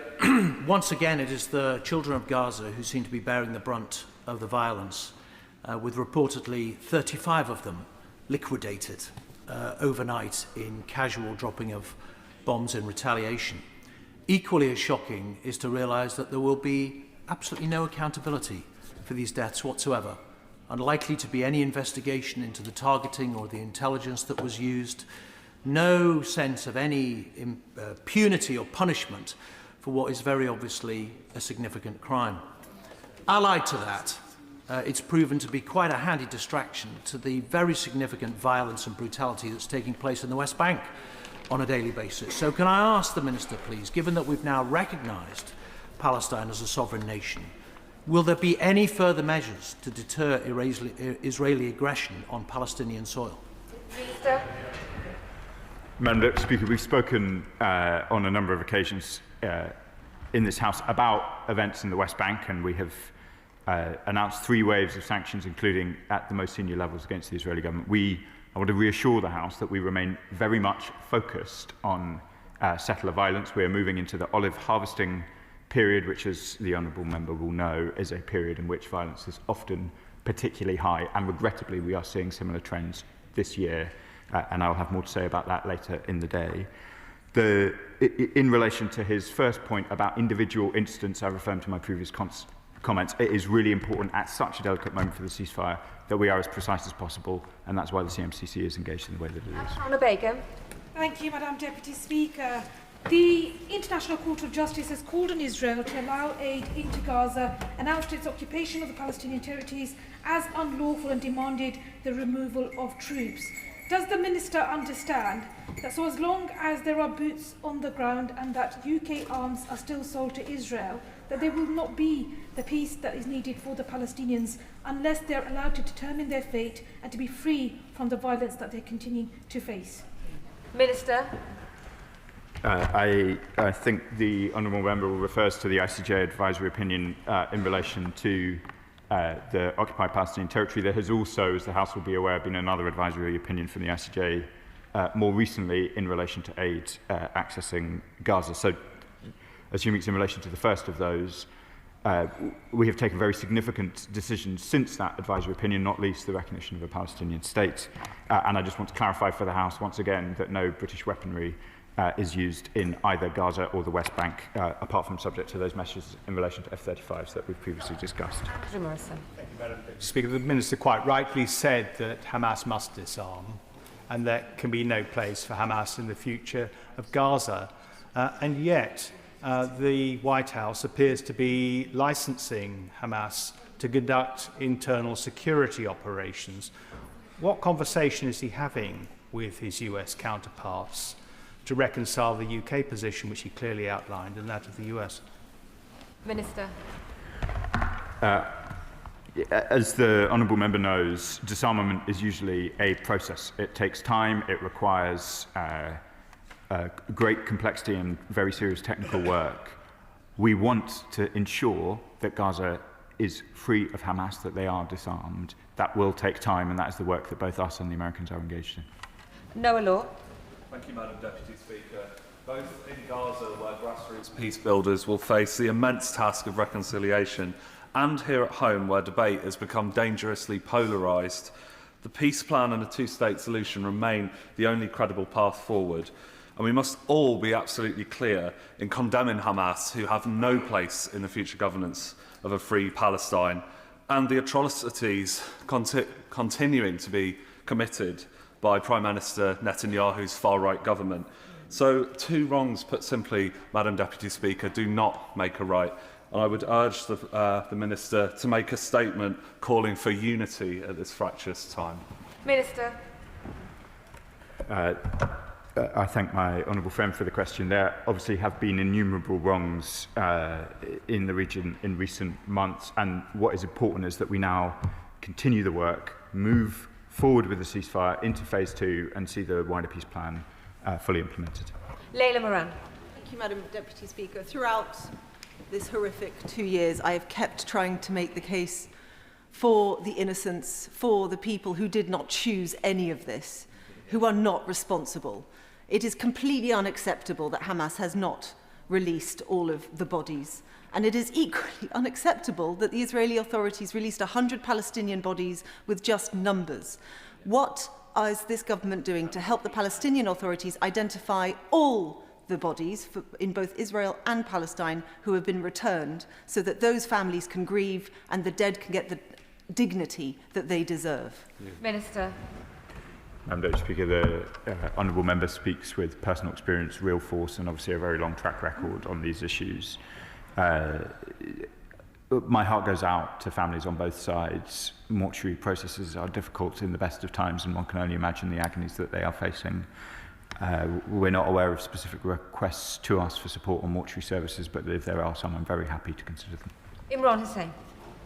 Thank you, Madam Deputy Speaker. Let us be clear. Peace cannot exist under impunity. Weeks into the ceasefire, Israel has once again bombed Gaza, killing over 100 Palestinians, including over 35 children, as it continues its genocide. More than a year and a half after the International Court of Justice's substantial ruling, which frankly and shamefully our government has still to reply to, which made it absolutely clear any government allowing trade with Israel's settlement economy is complicit in sustaining its continued illegal occupation of the Palestinian territories. British companies continue to trade in goods and financial services with those settlements, undermining our obligation under international law. So can the Minister tell us, when will the government suspend the UK-Israel trade deal and end all trade linked to the settlements, or will he continue to sit back and allow this complicity? Minister. Madam Deputy Speaker, since the ICJ advisory opinion that's been referred to, I wouldn't want the House to have the impression that the British government has done nothing. We have, at the centre of that advisory opinion, is the question of the status of the occupied Palestinian territory. We have been clear subsequently in recognising a state, what the status of that territory is. He raises important questions about the trade with goods, trade of goods with settlements. We do not accept trade with settlements on the same basis that we do trade with Israel. It is where British companies are doing so, they are in breach of the trading arrangements. HMRC will take an interest. They need to ensure that they know who they are trading with and in which territory. It is obviously difficult, as a whole range of nations and states have found, to ensure that if in settlements people wish to falsely label where the thing is produced, it is very difficult for others to then be able to determine. And I know he follows these issues very closely. He will no doubt be interested in the efforts of the Irish government in order to try and pass exactly the kind of legislation that he is describing and the very many difficulties that they have encountered in so doing. We are not in breach of our international obligations. If the honourable member would like to point me to some legislation which does what he says, which is in operation, I'd be grateful to see it, but I think this is one of those questions where we need to continue to work with our partners to ensure that the status of the occupied Palestinian territory, part of the Palestinian state, is understood by all. Greg Smith. Thank you, Madam Deputy Speaker. On top of the absolute imperative of Hamas releasing the remaining hostage bodies, on top of ensuring Hamas not only completely disarms but is removed from all governance in Gaza, will the Minister agree with me that there also needs to be a widespread de-radicalisation programme to undo the damage that has been done by innocent children in Gaza being taught in their textbooks, some of which were funded through UNRWA as an uncomfortable truth, to hate Israel and to hate Jews? That de-radicalisation must happen also. Minister. There has been much work done in recent months, including under this government, in relation to the curriculum in Gaza. I'm aware of the concerns that have been raised about it.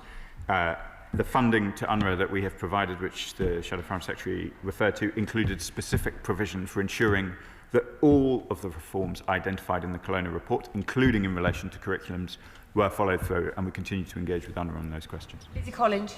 Thank you, Madam Deputy Speaker. My colleagues have already asked about the current horror in Gaza, so I'm going to pivot to the longer term. Before this crisis, we saw decades of legal settlements on Palestinian territory, so I welcomed the government's sanctions on extremist settlers and Israeli ministers. But I don't want us to lose sight of this issue, Madam Deputy Speaker, so can I ask the Minister to consider what further steps he can take, including trade restrictions, to combat illegal settlements? Minister. Madam Deputy Speaker, my honourable friend is absolutely right. There has been a significant increase in settlements and violence associated with those settlements. This is a continued problem, and we will continue to work at it alongside our partners to try and see this terrible trend reversed. Stephen Flynn. I get the impression that the Minister shares my despair at what feels like the constant impediments to real progress that are being put in place both by the impunity of Hamas but also by the impunity of Benjamin Netanyahu's genocidal regime. But I am curious. The United States of America have indicated that the response from Israel last night was proportionate and they backed the action. Is that a view shared by His Majesty's government? Minister. For the reasons, Madam Deputy Speaker, that I said earlier, I'm reluctant to be drawn in a day-by-day commentary on the actions of both sides. What is key is that we keep the ceasefire going. That is what the Americans have been clear is still in place. This is going to be difficult. The events of the last 24 hours have been difficult. I am sure that we will have further difficult days ahead. This is not a straightforward path. I won't be drawn on an individual instance today if he doesn't. Stella Creasy, after which I will call Steve Darling. Stella Creasy. Thank you, Madam Deputy Speaker. But further to my honourable friend's answer, it's now 19 days since October the 10th, and it's very clear there are still hostage families who cannot grieve for a loved one. There are still people starving in Gaza because there is not enough aid, and now we are seeing the West Bank deteriorate. Now, what we saw in the last 24 hours, the Vice President argued that skirmishes are somehow inevitable. With the greatest will in the world, the death of 35 children and possibly more is not a skirmish. If the international community can do anything, it is to be involved in the detail of ensuring that the ceasefire holds. So if he won't tell us what the government's response to it, will he at least tell us what possible justification the Israelis have given for the latest incident? Minister. Madam Deputy Speaker, I don't wish to spend too much time at the dispatch box repeating the statements of others. I'm sure the honourable member who follows this closely will have seen what the Israeli government provided as justification. I'm sure she will have seen the statements from Hamas denying that they were involved in the shooting in Rafah and the considerable uncertainty, I think, that has surrounded some of those events. The key question here for the British government is whether or not we think the ceasefire can hold, whether or not we think we can make the progress, all of the progress that she is describing on reopening the aid crossings, disarming Hamas, the transitional governance arrangements. I am not for 1 second taking away from the gravity of these incidents. Lives have been lost, children have been killed. But the role that stands before the British government at the moment is to ensure that we do not have a breakdown of this ceasefire. That does not mean we do not get into the detail. We have a Major General in the CMCC who is part of the efforts trying to ensure that when threats to the ceasefire, when violence occurs, we understand who and why, but I won't give running commentary from the dispatch box until we are in a position to do so. Steve Darling. Thank you, Madam Deputy Speaker. The Minister has already acknowledged that it is the olive harvest season in the West Bank, a harvest that supports approximately 100,000 farming Palestinians. And yet we're seeing more than 150 attacks by settlers against these farmers. How is the government holding the Israeli government to account to stop these settlers acting with impunity? Minister. Madam Deputy Speaker, as I've already said, clearly, as the honourable member rightly identifies, this is a period of particular danger. The increase in violence associated with settlements is something that we have condemned repeatedly, made sanctions against, and we will continue to make these points strongly, including this harvest season, as we did the last. Samantha Niblett. Thank you, Madam Deputy Speaker. All members of this House have been appalled by the scenes that emerged from Gaza in the wake of the ceasefire, showing Hamas executing people in the streets as they seek to reassert control over the area. So does the Minister agree with me that those scenes simply reinforce that Hamas are nothing but terrorists and murderers, and that they must have nothing to do with the future governance of Palestine? So, I do agree with my honourable friend. The scenes we have seen, which the Shadow Foreign Secretary referred to in her question, are chilling. Hamas are terrorists. They can have no role. The work to remove them and disarm them will not be easy, but it is vital and it is the necessary next step. Richard Tice. Thank you, Madam Deputy Speaker. Yesterday it emerged that actually Hamas do know where the bodies of the remaining hostages are, as video evidence emerged of them playing games with one body, removing it from a building, burying it, then bringing along the International Red Cross and pretending that it had found it and dug it up. Does the Minister and the Government condemn this, and what more can the Government do with our international allies and the Gulf nations to put pressure and leverage on Hamas to return all of the remaining bodies immediately? Minister. The honourable member is right. Hamas must return all of the bodies immediately. We have made that point to our regional partners with force, and we will continue to do so. Richard Bergen. Thank you, Madam Deputy Speaker. The war crimes carried out by Israel last night, including the killing of 35 children, are a continuation of the horrors that we've seen over the last 2 years, visited upon the people of Palestine by a state led by Prime Minister Netanyahu, who is currently wanted for war crimes. The government quite rightly brought wide-ranging sanctions on Russia for its unlawful invasion of Ukraine and its war crimes. But isn't the truth that unless there are real consequences to Netanyahu and Israel for these war crimes, they will carry on, because a lack of action, a lack of sanctions is giving them the green light and treating them with kid gloves. So isn't now the time for extensive, widespread sanctions on Israel? And why are they treated differently to Russia? And why is Netanyahu treated differently to Putin? Madam Deputy Speaker, we've discussed sanctions in this House many times, including the 3 waves under the time of my government, including against 2 ministers. Clearly, the priority now has to be to make the ceasefire work, to move into phase 2, to get through all of these incredibly important and incredibly complex questions, and that is the focus of this government. Wendy Chamberlain.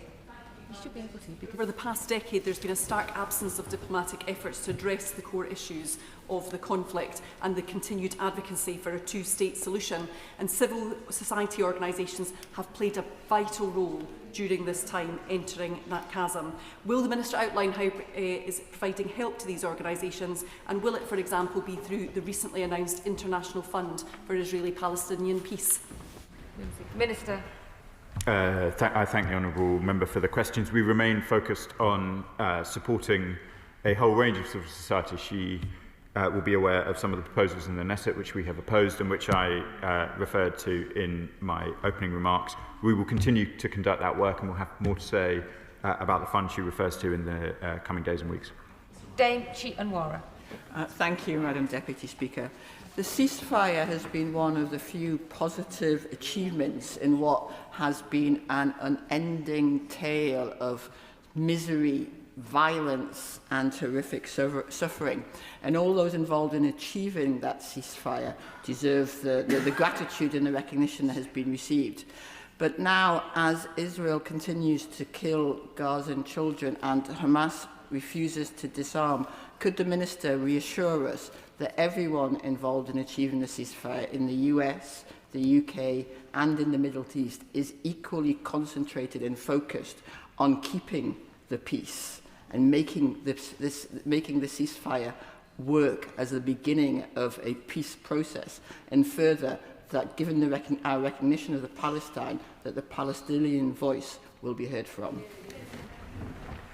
I'd like to reassure the House, Madam Deputy Speaker, that I am absolutely certain that everyone in the UK working on this is focused on making sure the ceasefire sticks in the way that my honourable friend asks. And indeed, I can tell from our many contacts with the American system too that they remain similarly focused. They want this ceasefire to stick, and they are working to try and ensure that it does. Colin Lockhart. Thank you, Madam Deputy Speaker. Can the Minister give assurances to this House that this government is utterly committed, along with our international allies, to eradicate Hamas's terrorist infrastructure and will not cease until they have been fully dismantled and obliterated and their remains of those hostages murdered in captivity have been returned? Yeah. I thank the honourable member for the question, and as I said to my colleague from Lincolnshire, we are committed to ensuring that those bodies return. We are committed to ensuring that Hamas are disarmed. The infrastructure of Hamas is not just, as has been the case in other conflicts, heavy weapons, small weapons. It is also clearly a network of tunnels under Gaza which have posed a very significant threat to Israel. That is a very difficult and complex engineering and military task, but it is one that needs to be included as part of this process. Patricia Ferguson. Thank you, Madam Deputy Speaker. I strongly welcome the Minister's commitment to work to support evening scholars to leave Gaza, and the decision particularly to extend the support to students with full scholarships.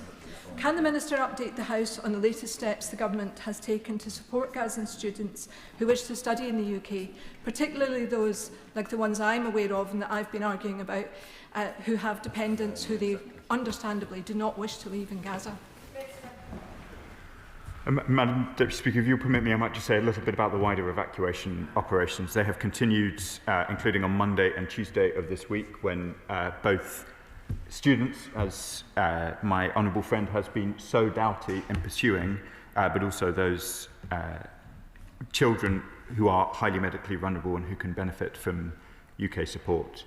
That work, indeed alongside my colleague from the Health Ministry, continues. We have been able to help many people get to the UK to transform their lives, to get the vital medical assistance and educational opportunities which I hope will provide for all of those people to make a real contribution to the future of Palestine. These have been incredibly complex operations, not least given the closures of getting people in and out of Gaza under the most recent period. We have, I'm afraid, very strict limits on how many dependents anyone can bring out. We have made updates to our policy in relation to those students who are fully funded, in which we can support a very small number of dependents to leave. I know many in the House with an interest have engaged with me directly on these questions. I would, I'm afraid, reiterate that these operations remain incredibly complex. I'm happy to talk to all members with an interest.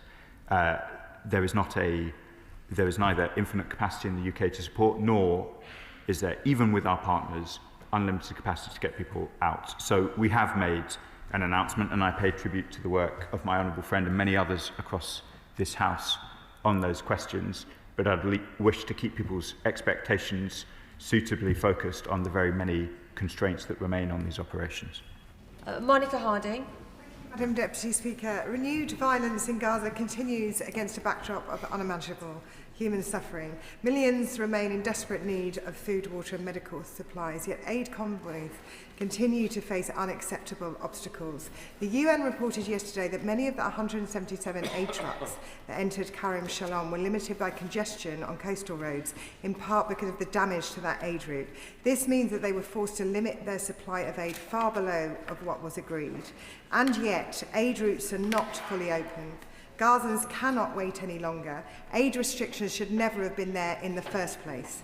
So what specific pressure is the government exerting on Prime Minister Netanyahu and the Israeli authorities to get the routes open fully and the aid in? Yeah. The honourable member asked important questions there. As I said earlier, it is welcome that there has been an increase in Kerem Shalom. That there is congestion too. It is the UN, the private sector, and a number of donors who aren't using the UN who are all trying to get in aid through Kerem Shalom. So the congestion she describes is perhaps to be expected. What is vital is that the other routes reopen too. That's both the Allenby Bridge with Jordan and, of course, Rafah, which has been the subject of so much discussion already. We are working with our partners on these questions. We want to see progress soon. I would like to see it in days. This has proved to be more complex than I had hoped, and talks are ongoing. Sarah Smith. Thank you, Madam Deputy Speaker, and I want to place on record my thanks for the tireless work of the Minister on the issues in the Middle East. But the devastation continues for Palestinian people living in Gaza, whether it's the murderous intent of Hamas or the 104 people who were killed under further strikes from Israel, including 46 children, as it's been reported overnight. Alongside this, Gaza's healthcare system has been decimated. So, and it's always women and girls, of course, who ended up as the worst victims in these circumstances. So could the Minister agree with me and update me about how further aid can be directed to support particularly women and girls and supporting the rebuild of the healthcare systems out there? Minister. These are vital questions from my honourable friend, who I know has remained very focused on these issues. Myself and the Health Minister, who's kindly joined me at the front bench, remain very focused on these issues. As access to Gaza becomes easier, as we all hope that it does, clearly amongst the most urgent questions are ensuring medical supplies, medical personnel and indeed medical infrastructure is in place to meet the very significant needs of Gazan people, and we'll continue to work closely on that. Jeremy Carbon. Thank you, Madam Deputy Speaker. For every day since the ceasefire took place, at least 20 Palestinians in Gaza have been killed by the IDF. There's been numerous other breaches of the ceasefire and continued military activity in the West Bank. Could the Minister assure the House that Britain no longer flies RAF planes over Gaza, no longer cooperates with Israel on its security arrangements, and no longer supplies any weapons to Israel because of their frequent breaches of the ceasefire and their continued abuse of the people of Gaza and of the West Bank? Minister. Madam Deputy Speaker, I've set out our arrangements in relation to arms and the very significant suspensions that we made from this dispatch box a number of times. They remain in place. The honourable member, the right honourable member, forgive me, asks about flights of the RAF. I think he refers to the RAF flights that were attempting to find hostages in Gaza. They have stopped. The hostages have been released. There's no further function for those flights, so they have ended. John Slinger. Thank you, Madam Deputy Speaker. One crucial factor in achieving the current ceasefire was the unprecedented declaration at the end of July by all 22 members of the Arab League, calling on Hamas to release the hostages, lay down its arms and give up power in Gaza. That was hugely important in showing Hamas that they had run out of road. So can I ask the Minister what role the UK and our partners had in implementing that declaration? And does he agree that our strong diplomatic relations led by our excellent diplomats do have a positive impact? Minister. Thank you, Madam Deputy Speaker, and I associate myself very much with the comments of my honourable friend who knows the neck of the woods well. Our diplomats are excellent. I was very pleased in July to be in New York when the declaration he describes was made. It was obviously part of a declaration which included our own commitments in relation to a Palestinian state, commitments which led to our recognition in September. Chris Coughlin. Thank you, Madam Deputy Speaker. We all hope desperately for a just peace in Gaza.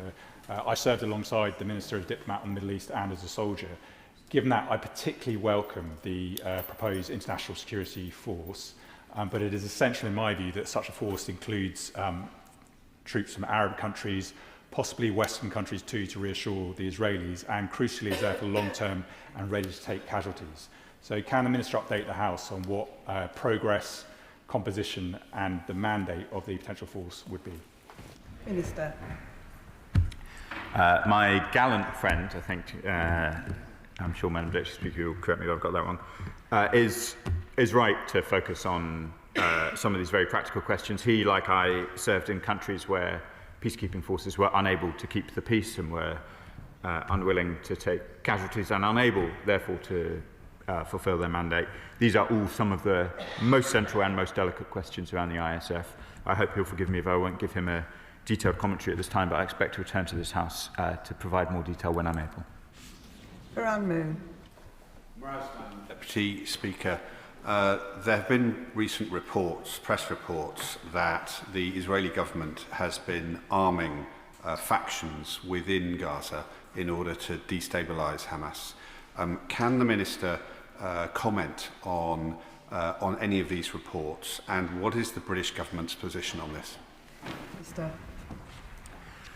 As I said earlier, Madam Deputy Speaker, I won't provide extensive commentary on reports, but clearly safety and security for Gazans is going to involve Palestinian authorities able to ensure law and order.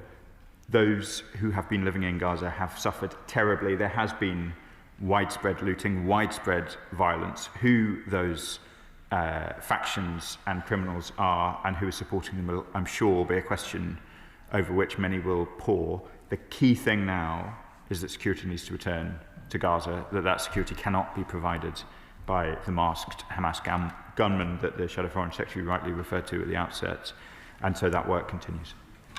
Ben Lake.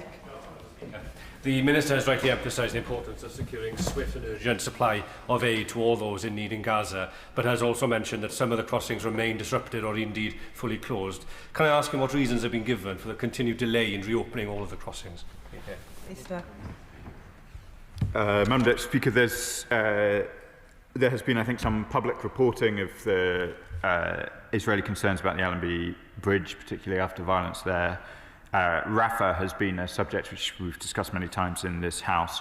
It remains an absolutely critical artery. It is true to say in both the Allenby crossing and Rafah, there will need to be agreement between both countries. I hope that that agreement can be secured quickly. I hope that Israel remove the restrictions that are in place and that we do see the free flow of aid through those crossings very shortly. Dr. Scott Arthur. Thank you, Madam Deputy Speaker, and I thank the Minister for his statement and for his focus on maintaining the ceasefire. I stand in solidarity with the many ordinary Palestinians living under Hamas, and also with the families in Israel waiting for their loved ones to be returned. But I cannot conclude that what Netanyahu did in the last 24 hours is proportionate in any way. But, Madam Deputy Speaker, I do continue to hope and pray for peace, and with peace will come the opportunity to rebuild Gaza. But I can't see how that can be done when Israel holds so many people without charge, so many people, particularly healthcare workers. And my constituent Iman is really concerned about Dr. Hussam Abu Safia and him being held. So does he agree it's really important that people should not be held without charge, particularly the healthcare workers? And is he having negotiations with Israel on their release? Minister. Due process is incredibly important. I've raised this case, this specific case, with the Israeli authorities, and it is important that where people are detained, particularly where doctors are detained who are providing vital life-saving work, that adequate explanations are provided. We will continue to take this matter up with the Israelis. Brendan O'Hara. Thank you, Madam Deputy Speaker. Overnight, more than 100 Palestinian civilians were killed by Israeli airstrikes. Once again, innocent civilians are suffering a collective punishment, this time imposed for breaches of the ceasefire by Hamas. Unless this government believes that all Palestinian civilians are Hamas, and therefore are legitimate targets, he must unequivocally condemn these attacks on innocent civilians. So will he unequivocally condemn these attacks, and will he call them what they are, an egregious breach of international humanitarian law? Minister. Madam Deputy Speaker, I think I've covered these questions already in the session, but let me be absolutely clear. All Palestinians are very clearly not part of Hamas. That so many Palestinians want to see an alternative. They want to see this process succeed. They want to see the ceasefire hold. That is where our focus is. Richard Ford. Madam Deputy Speaker, the Israeli Defence Forces said this morning that they had, quote, renewed enforcement of the ceasefire. The strikes are reported to have killed 20 women and 46 children following the death of one IDF soldier. President Trump's peace plan makes provision for Arab states to commit stabilisation forces. And I appreciate the Minister's point that he cannot provide a running commentary on such a stabilisation force, but does he share my view that after a ceasefire, the protagonists are the least well-placed to enforce peace? Madam Deputy, I'm not sure I totally followed. The composition of the ISF is not yet determined. As I said to his colleague, we will no doubt discuss this further in the House once we're in a position to provide a fuller update. There have been a number of states that have indicated some willingness to provide troops to the ISF. I want to just clarify for the House that we have provided military personnel into the region, but that is into the CMCC, the Civil Military Coordination Centre, which has a different tasking than the ISF. These are all complex questions, very much in negotiation at the moment, and when some of those matters are more clear and more finalised, then I'm happy to return to the House. Adrian Ramsey. Thank you, Madam Deputy Speaker. It is horrifying that Netanyahu has bombed Gaza in this clear violation of the ceasefire. The suffering in Gaza is unimaginable, and to move forward, we must demand justice and reparations for all victims of atrocity crimes and hold to account the perpetrators. So what is the government doing to uphold UK obligations under international law to bring to justice those responsible for war crimes, crimes against humanity or genocide? And also, what is the government doing to push for journalists to be allowed in, given the Israeli government's outrageous restrictions preventing them from documenting the horrors? Minister. International justice and accountability is of vital importance, Madam Deputy Speaker. That is why this government removed the block on the ICC. It's why we continue to support that very important body, why we continue to support the ICJ. They are the competent courts. They are the process by which justice will be secured, and we continue to support them in those endeavours. Jim Allister. Are we expected to believe that in the months and years ahead, the government will stand by its promise that Hamas must be fully disarmed and play no part in the government in Palestine? I ask because a previous Labour government under Tony Blair, with the present National Security Advisor by his side, promised the people of Northern Ireland that the IRA and other terrorists would be totally disarmed through decommissioning. It didn't happen. supposedly decommissioned weapons continued to be able to be used to kill. And we ended up with the surrogates of the IRA in government. Will it be any different in Gaza? Minister.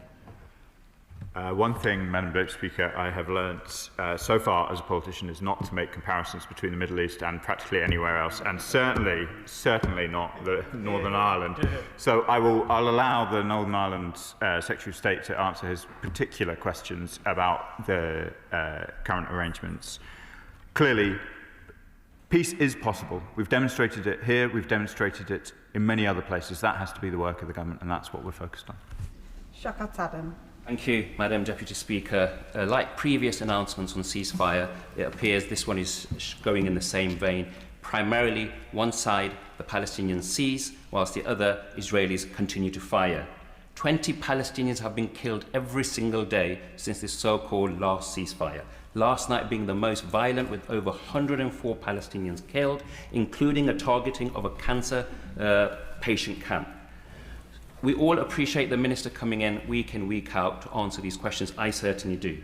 But given the UK has not stopped arming Israel since the genocide began, can he confirm how many export licenses to Israel have been granted in Labour's time in office? Minister. Madam Deputy Speaker, I hope the honourable member will forgive me that I don't have the numbers precisely to hand. I did do an extensive hearing in front of the Select Committee where we went through the numbers in some detail. But let me just focus on the key point. We have suspended all arms that could be used in this way. We are not selling bombs or bullets that could be used in Gaza, could be used in the West Bank. So the munitions that he and so many others in this country saw on their television screens exploding last night were not British. Jim Shannon.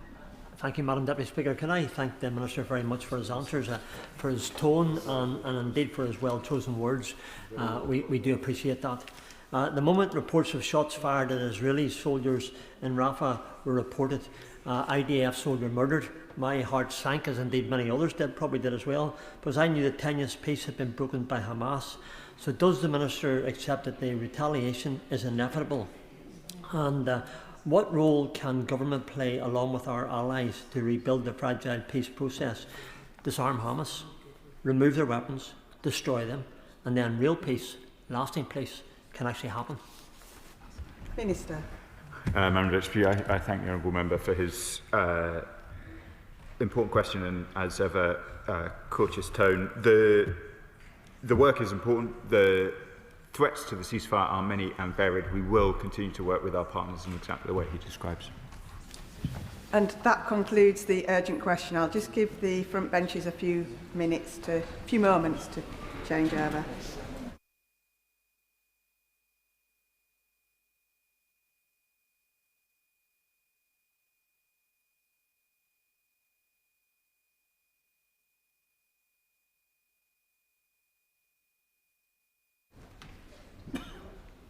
Urgent question, Angus MacDonald.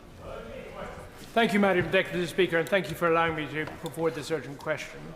To ask the Secretary of State for the Home Office if she will make he will make a statement on the planned use of MD barracks to house asylum seekers. Thank you. Thank you, Madam Deputy Speaker. The use of hotels to house asylum seekers is a disgrace.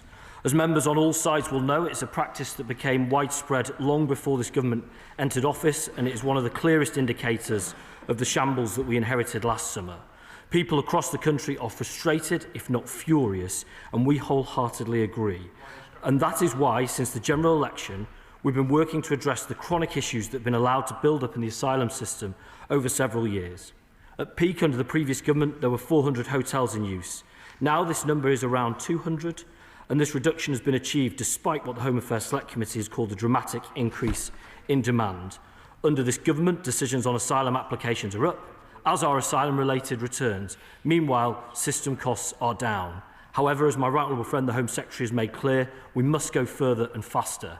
That means moving at pace to fulfil the government's commitment to close every asylum hotel. Work to facilitate this exit is ongoing, and the Asylum Accommodation Task Force is working across government to deliver alternative asylum accommodation. And I can confirm to the House that plans are underway regarding the temporary use of Ministry of Defence sites at Cameron Barracks, Inverness, and Crowber Training Ground, East Sussex, for the purpose of asylum accommodation. Under these plans, a total of around 900 people will be housed across both sites.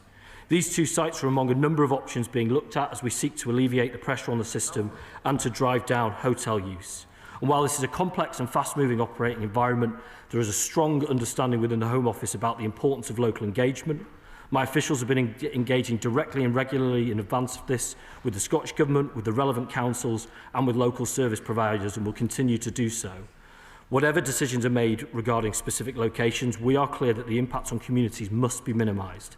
The safety and security of people living and working in the surrounding areas is paramount.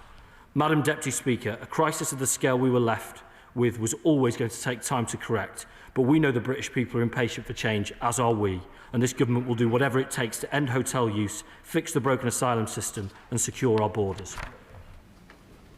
Angus MacDonald. Thank you, and thank you, Minister, for the... I got a call yesterday at 7:10 in the morning from the BBC, and they said, what is your comment on the Cameron Barracks being taken over to use house migrants? Now, I know that place well because I was based there in the army. It is residential. It is surrounded by housing, very, very close. And what's more, it's only 10 minutes from the Inverness city centre. I asked for a briefing from the Home Office and got one, which was wonderful. What I learned is there's going to be up to 309 males there. They're single asylum seekers, and they'll move in at the end of November. I have a few questions from that. Why was I not engaged in any sort of discussion about this? Why was the Scottish Government not engaged in conversation? And why were the Highland Council and other authorities just informed? They were not engaged, which was the word you used. The second question I have is, did the Home Office officials actually consider the fact it was a city centre before they agreed to take it on? Why is it okay to close town centre migrant hotels in the south of England, yet plan to house 300 migrant men in army quarters in Inverness city centre? It's effectively the same thing. And would the Minister meet me to discuss the Home Office halting the plan to utilise Cameron Barracks to house migrants? Thank you. I'm grateful for that question. I recognise the anger that the honourable gentleman conveys there.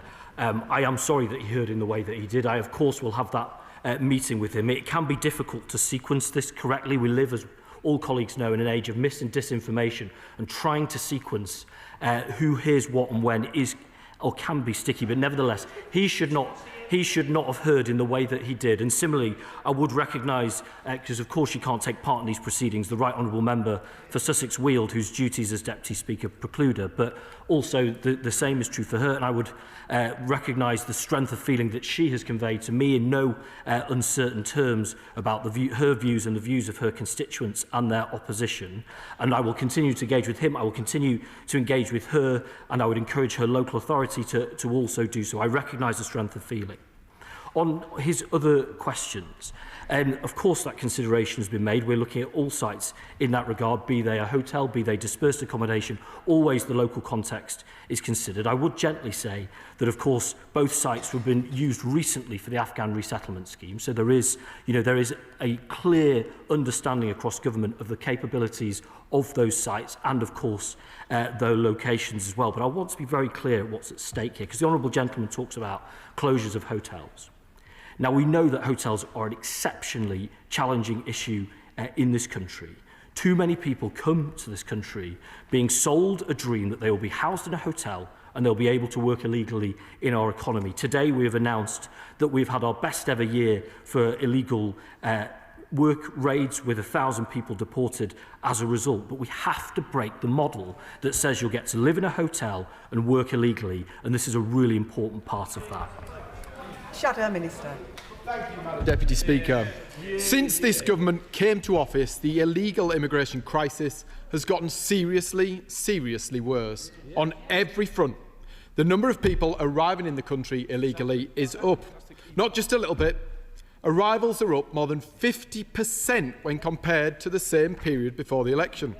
Before the election, the number of migrants staying in hotels had fallen by 47%. It's now gone up, and less of those people breaking into this country illegally by a small boat are now being removed.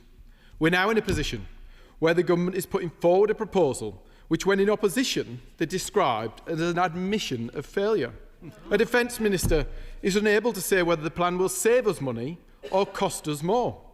Also, we hear this proposal will involve accommodation on a site directly next to the homes provided to families of our brave armed forces personnel. Have they consulted these families on this plan? It demonstrates that we need much stronger proposals than the weak efforts the government are presiding over. That's why we've put forward the Borders Plan, which goes beyond tinkering with the system. If we want to stop the use of this accommodation, we need to completely change how we approach this problem and ensure that all illegal immigrants are removed within a week. This is a comprehensive plan based on our proposal to leave the ECHR, reform how our asylum system operates and remove the blockages which have stopped the removal of illegal entrants. This is a proposal which is not only practical but fair, as those who come to the UK illegally should not be housed at the taxpayers' expense in ever greater numbers. People need to know that if they break into this country, they will be detained and they will be deported. That is how we solve this crisis. Therefore, I finish by asking the question we're all wondering. When will the asylum hotels close? Will the government commit to closing all asylum hotels within a year? Minister. Thank you, Madam Deputy Speaker. What an optimistic effort by the honourable gentleman who invites us to believe that a system that he and his colleagues broke over a period of 14 years, they have worked out how to fix in 14 months. I think the British public saw through that last July, July 2024. I suspect they will see through it again. He talks about removals. Of course, removals are up now over 35,000 since we took office. But of course, when it comes down to to why we have hotels in the first place, where is the original sin? Of course, the original sin is that colleagues opposite stopped assessing claims. That's why we have hotels. That's why we've made the efforts we have to shift that backlog. The reality is it's a broken system. We have a very simple equation. It's a complicated issue with a simple equation. We are a very popular country for people to want to come to. Of course we are the greatest country in the world with our brilliant institutions. But it's also because people are sold a dream that you can come here, live in a hotel and work illegally. Until and unless you attack those two fundamental truths, nothing will change. But we know, Madam Deputy Speaker, we know that the party opposite do not oppose our plans today because, after all, they did 2 military sites of their own. Chris Murray. Thank you, Madam Deputy Speaker. The Home Affairs Committee this week released a report into asylum accommodation, and it is utterly damning. In 2019, the Conservative government bound the country into asylum contracts that have been disastrous for local communities, disastrous for asylum seekers themselves, and disastrous for the taxpayer, but they have been brilliant for private providers who have made tens of millions of pounds of profits. Now, it's right that the government is looking at alternative ways to house asylum seekers that will be better for communities, local asylum seekers and the taxpayer. And Scotland is a welcoming, tolerant country. We are willing to play our part. But will the Minister give us assurances that he will learn from the mistakes of the previous government, work with local communities, work with local authorities, work with devolved administrations, and make sure this works to solve the problems we have seen in the past? Minister. I'm grateful for my honourable friend's question. Of course, I've studied that report closely. Similarly, there have been over 1,000 lessons learned from the previous government's attempts to do this, which we're taking in hand to make sure we do it right. He talks about the cost. You know, I am very pleased that in our time in office we have reduced the cost to the taxpayer of the asylum system by £1 billion, including £500 million across the hotel estate. But it's clear, and it was clear from his and his colleagues' reports, that we have to go further. That is what we're doing. We are, of course, within the parameters of the contracts that we inherited, sweating those. Where there's money to be recouped, we will recoup them for the taxpayer. But it will come back to a fundamental question. If we want to spend less money on this type of activity, we have to have fewer people in the estate itself. And that starts with breaking the attraction that they have to come to this country. Liberal Democrat spokesperson Max Wilkinson. Thank you, Madam Deputy Speaker. We share the Minister's concern about the approach of the official opposition. Clearly, they left us with this mess, and now they feign outrage. Madam Deputy Speaker, it appears this government's proposal, however, is to decant asylum seekers from one kind of unsuitable and costly accommodation, sadly, to another. Instead, it should be tackling the real issue, Speeding up asylum decisions so those with no right to stay are returned and those with a valid claim can work, pay tax and integrate. I will pick up the Minister's point about the difficulty of sequencing communications. As a Member of Parliament who's had an asylum hotel opened in his constituency, I was informed several weeks in advance. I actually offered a much better form of accommodation, alternative, somewhere else nearby. I found out that the Home Office was determined to open a hotel because that alternative was not taken up. It would have been more appropriate, and my constituency feels let down. Now, the government has promised to end the use of hotels by 2029, yet has put forward no credible plan to achieve it.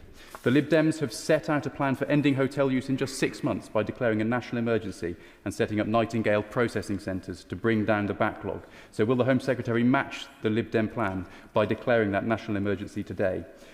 And will the Minister confirm whether the plan that he's put forward means speeding up decisions and returning those with no right to stay, or does it mean simply shifting large numbers of asylum seekers from one form of accommodation to another?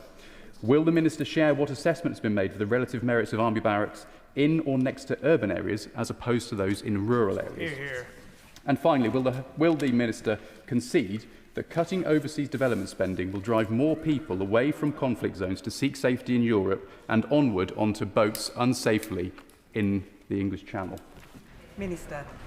I recognise the spirit with which the honourable gentleman and his colleagues speak, and I share, and indeed I think we can demonstrate through our actions, our zeal with regards to speeding up decisions. That's why we've made such a significant increase into decision makings. Similarly, I think it is a matter of record that our commitment to speeding up removals, that's why we've seen so many people with no right to stay, well over 35,000 now, removed since we took office.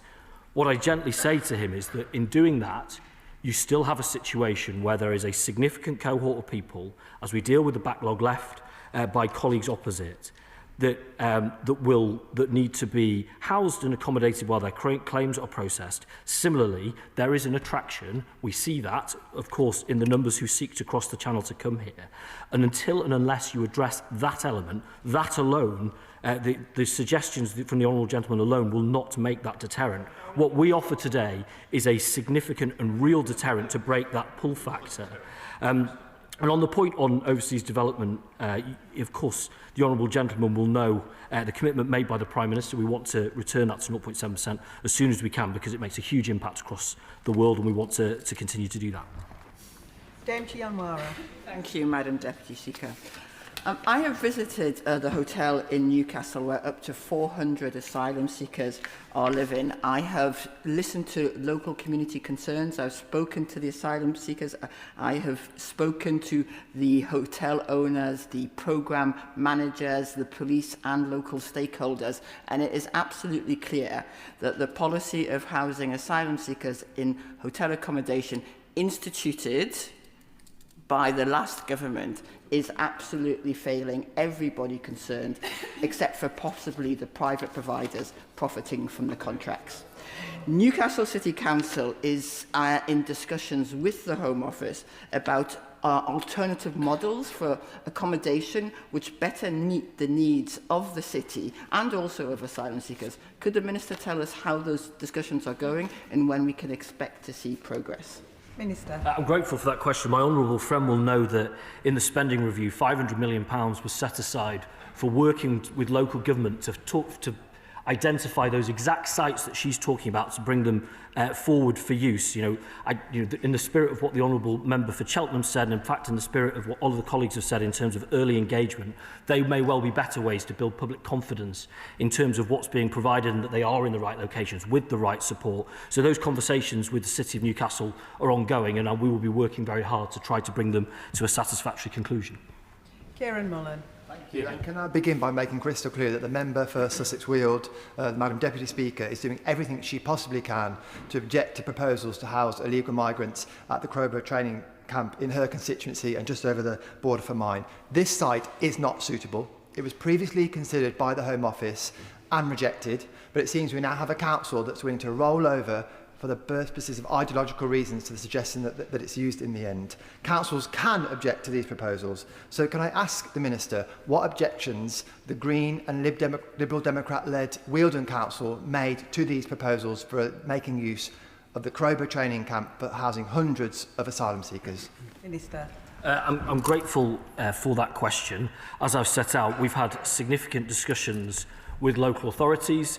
They of course challenge our assumptions, they challenge both scale, they challenge location, as always is the case, but nevertheless, to what I would gently say to the honourable gentleman is that to say no to this, as he says it's not the right location, he should be clear about what he's saying yes to. Is he saying yes to continued use of hotels, or is he simply saying somewhere else? But I know those conversations will keep going, and I would encourage the local authorities to engage with their local members.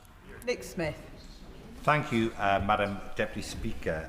Tackling this issue is something I hear on the doorsteps often. So can the Minister please set out more on what the government is doing to stop small boat arrivals in the first place, so we can close more hotels more quickly? Minister. This is, of course, the crucial part of the equation. Over the last year, we've made significant inroads in our efforts to disrupt organised crime, the people who prey on this model. We've done 350 disruptions, an increase of 40% on what we inherited. These are embedded gangs. They've had a 6-year head start on this government thanks to colleagues opposite, but that work is absolutely vital. But underpinning that and underpinning their business model is the attraction of this country. And when it comes to hotels, when it comes to illegal working, those are the things we have to remove in order to make sure we're not so attractive. Paul Kohler. Thank you, Madam Deputy Speaker. My colleague on the Home Affairs Select Committee made an excellent point. The asylum accommodation contracts signed under the previous Tory government gifted scandalously high profits to the private providers. Frankly, it's a PPE-type scandal. Clearspring profits soared from £6,000 per employee in 2020 to £300,000 per employee in 2024, with its owner Graham King entering the Sunday Times rich list. Given the vast sums still being wasted on asylum hotel accommodation under those same flawed arrangements, despite this government having been in power for 16 months and with the numbers housed in hotels increasing by 8% over the last year, can the Minister please explain how any new asylum accommodation will be provided in a cost-effective manner that does not allow private companies to make further obscene profits on the backs of the UK's hard-working people? Minister. I'm grateful for that question. We do have to work within the parameters of the contracts that we inherited from colleagues opposite, but I can give him the assurance that we've reduced that bill by £1 billion, including £500 million from hotels, but we're looking further about the profit-sharing elements of those contracts and are recouping money for the taxpayer to make sure we get the best deal possible. Tarkil Crichton. Thank you, Madam Deputy Speaker. I thank the Minister for his response. And as he pointed out, and as Sean Fraser, the Labour candidate for Inverness, stated yesterday, this situation has arisen because of the broken asylum system the Labour government inherited from the Conservatives. But it has to be handled sensitively, and while I sympathise with my friend, the Honourable Member for Inverness, Skye and West Rothschild, for how he heard this news, I must caution him against leaning into language about army patrols, security fences and the security of young women. This has to be handled sensitively. It falls on us all to set a reasoned tone when making recent concerns. And can I ask the Minister how he will deal with the situation locally and what talks he will have with Highland Council and other councils when it comes to dealing with this proposal? I'm grateful for that. This is a really important point about the effectiveness of these sites. And we've engaged with, whether it's the local authority, whether it's the health services, whether it's police services, whether it's fire, to make sure that the impact of this site treads as lightly as possible on the local community. The experience from Napier Barracks, the experience from RAF Wethersfield, is if when done thoughtfully, this can be done well, and that is our commitment. Wendy Martin. Thank you, Madam Deputy Speaker. My constituents are increasingly concerned about the rising number of HMOs. So can the Minister assure me that any overflow from these bases will not lead to an increased reliance on HMOs in our towns and cities, including Walsall? And what more powers will this government give to councils to protect the private rented sector from being squeezed out as a result of this? Minister. Well, the Honourable Lady alights on a really important point, because there is, of course, an option open to government that if you want to close the hotels, you simply pull a lever of houses of multiple occupation and change the character of communities across the country. And we're not doing it. We're very clearly not doing that. And we want to find that balance right. Dispersed accommodation is a really important tool that local authorities have for people fleeing violence, people with substance abuse, in this case for people who are seeking refuge. But as I say, it's to find that balance, and that is the choice. Colleagues don't want to. Colleagues want the hotels closed. Colleagues opposite do. Colleagues opposite apparently don't want to use military barracks, having done so themselves. They also don't want us. They also don't want us to use. They also don't want us to use houses in multiple occupation. The reality is that's an unserious approach to what's a really serious problem. Jessica Turl. Mr. Speaker, the party opposite left our asylum system in an absolute mess. And frankly, now they claim to care about consultation and community impact. Where was that when my community got 2 hotels more than 10 years ago? Now, this government, by contrast, is bringing the number of hotels down, increasing the number of people with no right to be in the country who were returned, which shows that we take this issue very seriously. So can the Minister please tell my constituents in Bournemouth West what more this government is doing to close every single asylum hotel? Minister. Well, I can give that clear message to her constituents from this dispatch box. We will close every single hotel, just as we committed at the general election. I'll also give the commitment, because she raises an important point, and I acknowledge the shortcomings in this exercise that the Honourable Gentleman has raised and that the Deputy Speaker has raised as well. We do want to reset the Home Office's relationship with local government, with local authorities. That's why we've had those conversations too. But we need to make sure that local decision makers and local leaders are wired into these decisions earlier so that we can collectively make sure they're a success. Graham Ledbetter. Thank you, Deputy Speaker. My colleague and Scottish Government Social Justice Secretary Shirley Somerville wrote to the Secretary of State on the 26th of September about this issue, seeking an urgent meeting with Highland Council and COSLA. No reply to that letter was received, and the first that she was aware of the decision was when she heard it on the radio, as many of the rest of us did. The asylum seekers, by their very nature, are fleeing conflict, they're fleeing persecution, they require wraparound support in many cases, they will have suffered significant mental trauma in many cases, some of them physical trauma. If there is not a support package in place, then things are not going to go well. And 300 people in Inverness puts a huge strain on those local services in such a short space of time. What is the Minister doing to address those issues with the Scottish Government and with Highland Council? Minister. At this point, on wraparound support is a very important one as well. The point of these sites in these ways is that you have that ability to provide those, whether it's local amenities or whether it's to provide vital services to that cohort without having to rely on the local health services. So, that's why we're having those conversations with health authorities, with police, with fire, with the local council, to make sure that that support is in place so that, as I say, the impact is as light as possible on the community that is there already.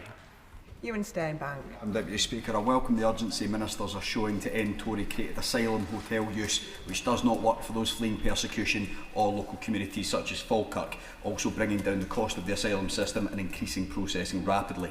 Can I ask the Minister to elaborate on which criteria the Department will be applying in deciding the sequence of asylum hotel closures, and how will this be applied fairly and equitably across all of the nations and regions of the United Kingdom? Minister. The Honourable Gentleman tempts me, as he has tempted me on multiple occasions, because I know of his vigour in closing hotels across his community, to perhaps give him a sequence. I would say that we intend, as I say, we're going to close every single one of them, and none of them will be open a day longer than they have to be. He will have to bear with us a little bit more in terms of the sequencing of that, but we'll be very clear on the decisions we take when we take them. Mims Davies. Thank you, Madam Deputy Speaker. Well, what a bolt from the blue. There is now huge local concern across my Wealdon district since this news broke of a plan in Sussex from boats to barracks.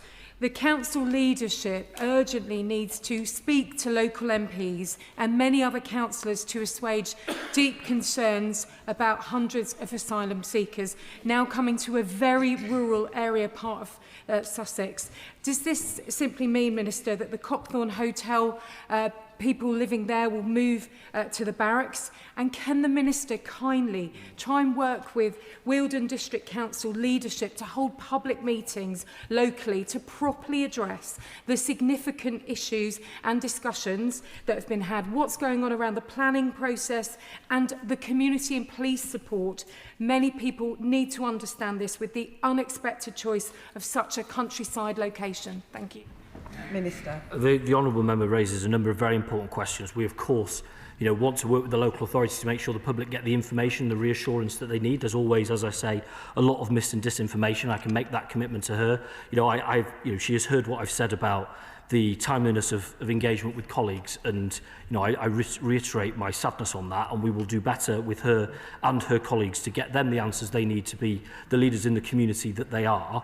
And as I want to reiterate to her and to her community, we intend for this to have the lightest impact on them possible. It's been proven to be done at Wethersfield, proven to be done at Napier, and I've no doubt we can do it again.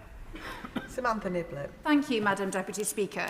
From 800 boat crossings in 2018, before we left the EU, to 40,000 a year now because of Brexit, I wonder whether the Minister can give some clarity as to the measures he's taking to help solve this immigration crisis at its core without falling back to yet another fake silver bullet, which is some of the parties opposite are suggesting, to leave the ECHR, which would not only get rid of the rights of asylum seekers, but also that of my constituents in South Derbyshire. Well, my honourable friend identifies that this is really a global challenge. This is something we're seeing. It's like being at a party you weren't invited to at the moment, Madam Deputy Speaker. My honourable friend lights on an important point with regards to the global nature of this challenge. She will know, as colleagues will know, of our work that we're doing with France as most immediate neighbours and the importance of scaling up our returns pilot. She'll also know our engagement on the continent with regards to organised crime. These are highly sophisticated global networks and require that global response to break them.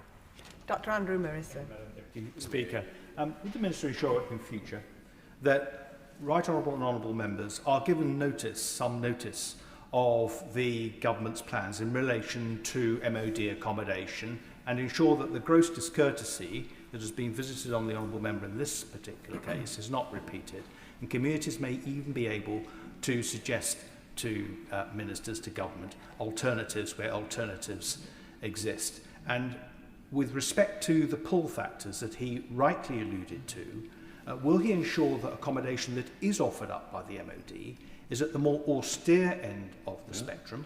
Because it is certainly the case that men and women of our armed forces, families and veterans, are heartily fed up with seeing people not being put in accommodation, which apparently is not fit, but apparently was fit to house soldiers, sailors and airmen. Minister. Yeah, I'm grateful for those questions. These are austere accommodation. That's the whole point, is to change that narrative that is sold on social media to people that you'll get to come here, live in a hotel and get to work illegally. The accommodation will be functional, it will be humane, but it will be basic, it will be functional. I can give him that assurance because that's exceptionally important. On his point on engagement with colleagues, I hope he would know from the short time that I shadowed him in opposition that I would never knowingly provide discourtesy to colleagues. I value colleagues across this place of all parties and none, but I've reflected a lot on, exactly as he says, is what's happened in this case. And yes, it will be better, I think, certainly with regards to colleagues. I need to do more and more directly, and I've taken that on board as part of those reflections. Galadenia. Madam Deputy Speaker, the Refugee Council has a clear proposal that would allow the Minister to close asylum hotels within a year without resorting to barracks. A one-off scheme to give a time-limited permission to stay, subject to rigorous security checks, to people from countries that mean that they are almost certain to be recognised as refugees if it were not for the backlog. So will the Minister adopt this sensible solution and also provide safe and legal routes so that people aren't pushed into the hands of people smugglers in the first place? Minister.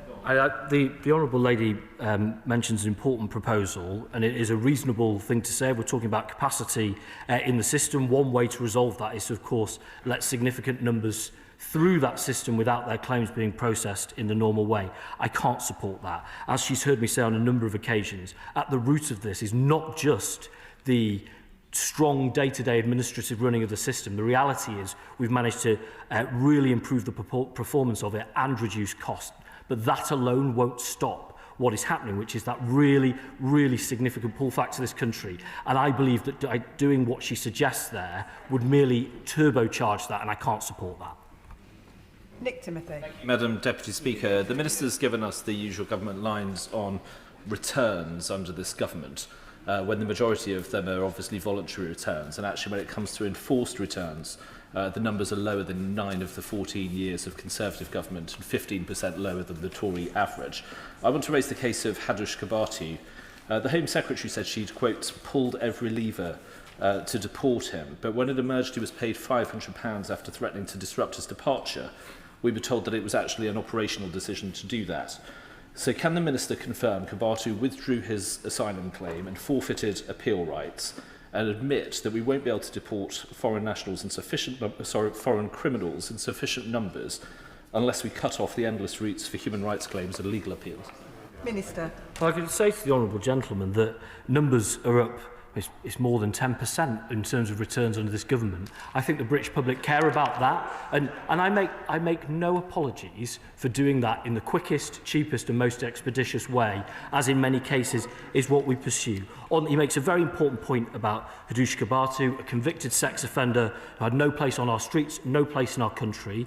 It is right that he has been removed. He was forcibly deported. A team of 5 escorts accompanied him on that flight. We turned down an application for the facilitated return scheme, which under successive governments has offered grants of up to £1,500. But given the threats and the very real threats to disrupt the flight, an operational decision was taken to provide a £500 payment. This was taken because the alternative was slower, more expensive for the taxpayer, and would have included detention, a new flight, and no doubt subsequent legal claims. This wasn't a decision taken at ministerial level, but I'm not going to second guess what's a very, very difficult operational environment. Archer Eastwood. Thank you, Madam Deputy Speaker. Minister, this is a really difficult issue, and you spoke about people wanting to come to the UK because they had a dream. I want to be really clear. I welcome people who want to come to the UK, who want to live in a way that's reflective of our values, but so often we ask the most of communities who have the least. Do you agree with me that the continued use of public money for asylum hotels poses a risk not just to our politics, but in terms of value for public money and social cohesion? I would start by saying that I share her spirit, and actually I believe the British public do too. I've seen the British public, whether it's with regards to Syrian refugees, whether it's regards to Home for Ukraine, the Afghan resettlement scheme, British nationals overseas. The British public meet the moment for people who need shelter and show extraordinary capacity for compassion. But there has to be a limit on that, exactly as she says. The assurance I can give her is A, that we are going to break these pull factors that mean that those who don't have a claim, and that is, I have to say, more than half who are assessed who don't have that legitimate reason. We're going to break that reason for them coming. But that in the meantime, in exactly the whole, the spirit that she said with regards to public confidence, that we've removed £1 billion of spend from this for exactly that reason. Richard Ford. Thank you, Madam Deputy Speaker. The UK is spending 1/5 of official development assistance on hotel bills. Some of this money was previously used to prevent conflict and to help refugees to find refuge in their own region. I served with an army training regiment at one of the 2 sites, at Crowborough, and I consider that if it was good enough for us, it is good enough for some of the refugees who are seeking asylum. But can the Minister assure the House that this move to use decommissioned barracks will cost taxpayers less than hotels are currently costing? Minister. I mean, the reality is that the unit cost per night is broadly similar. The point is that we have to reduce the number of people in that accommodation. That's how we get value for the taxpayer, and we won't need it at all. Jim Shannon. Thank you, Madam Deputy Speaker. Can I thank the Minister very much for his answers and to his dedication to try and find the answers that we very much need. Whilst it is good to hear that there is a plan to more cost-effectively house these asylum seekers, government must ensure that these do not become states within this state. What steps have been taken to ensure that law and order is carried out in any designated large areas, such as the proposals suggest by the Minister? Thank you. I'm grateful for that question, and I'd start by acknowledging the honourable gentleman's Herculean work throughout my time in Parliament and before with regards to Christians who are persecuted abroad, so that people don't have to leave their homes. I think that's important work that is shared across this place. You know, I want to be very clear, the rule of law has primacy, is absolute in this country, is the same for all of us. People who come here and want to make their homes here, as the Honourable Lady said previously, they must embed themselves into communities, must reflect our values and behave in those ways. Points of order come after the statement, I'm afraid. It's related to the statement. Point of order, Mark Francois. Thank you, Madam Deputy Speaker. And very briefly, we've just been debating a very important matter of asylum seekers and MOD accommodation. Could you just confirm, as Hansard will indeed, I hope, tomorrow, that in the nearly 37 minutes that we spent debating this very important matter, no member of Reform was in the chamber and indeed made absolutely no contribution whatsoever? I thank the honourable gentleman for his point of order. However, he will know that is not a matter for the chair. That does conclude the urgent question. We now move on to the statements. I'll give a few moments for the House to settle before I call the Minister. Luke Pollard. Thank you, Madam Deputy Speaker. With your permission, I would like to update the House on the UK-Turkey deal to buy 20 British-built Typhoon fighter jets. On Monday, the Prime Minister travelled to Ankara with the Defence Secretary, where he finalised an agreement with President Erdogan for Turkey to purchase 20 British-built Typhoon fighter jets. This is a deal worth £8 billion and is our biggest fighter jet export contract since 2007. Madam Deputy Speaker, this is a massive boost for our defence industry, for our economy and for our country. It confirms that defence is an engine for growth. This deal will support 20,000 jobs across 330 British companies UK-wide. And in particular, our deal supports jobs in Lancashire, Bristol, Luton and Scotland for many years to come. It includes nearly 6,000 jobs directly supporting Typhoon programme at BAE Systems sites, particularly at Wharton and Samlesbury, more than 1,100 jobs in the southwest, for example at the Rolls-Royce facility in Bristol, producing modules for the EJ200 jet engines that will power these new Typhoon jets, and over 800 jobs in Scotland, including at Leonardo in Edinburgh, manufacturing cutting-edge radar systems. These are high-value, well-paid, good unionised jobs, the kind of jobs that puts money in working people's pockets, that help revitalise communities and that help deliver on defence as an engine for growth.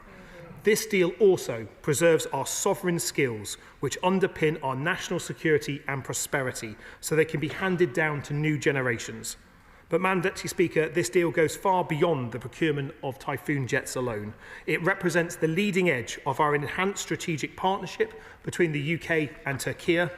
This agreement between our two countries is emblematic of a growing defence and industrial partnership and will serve as a springboard for deeper collaboration in the future.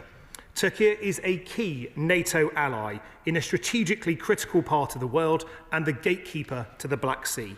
By equipping it with the top-of-the-range Typhoon fighter jets, the best fourth-generation all-round fighter in the world, this deal strengthens NATO's collective deterrence in a crucial region. It boosts interoperability between our air forces and makes us all safer and more prosperous.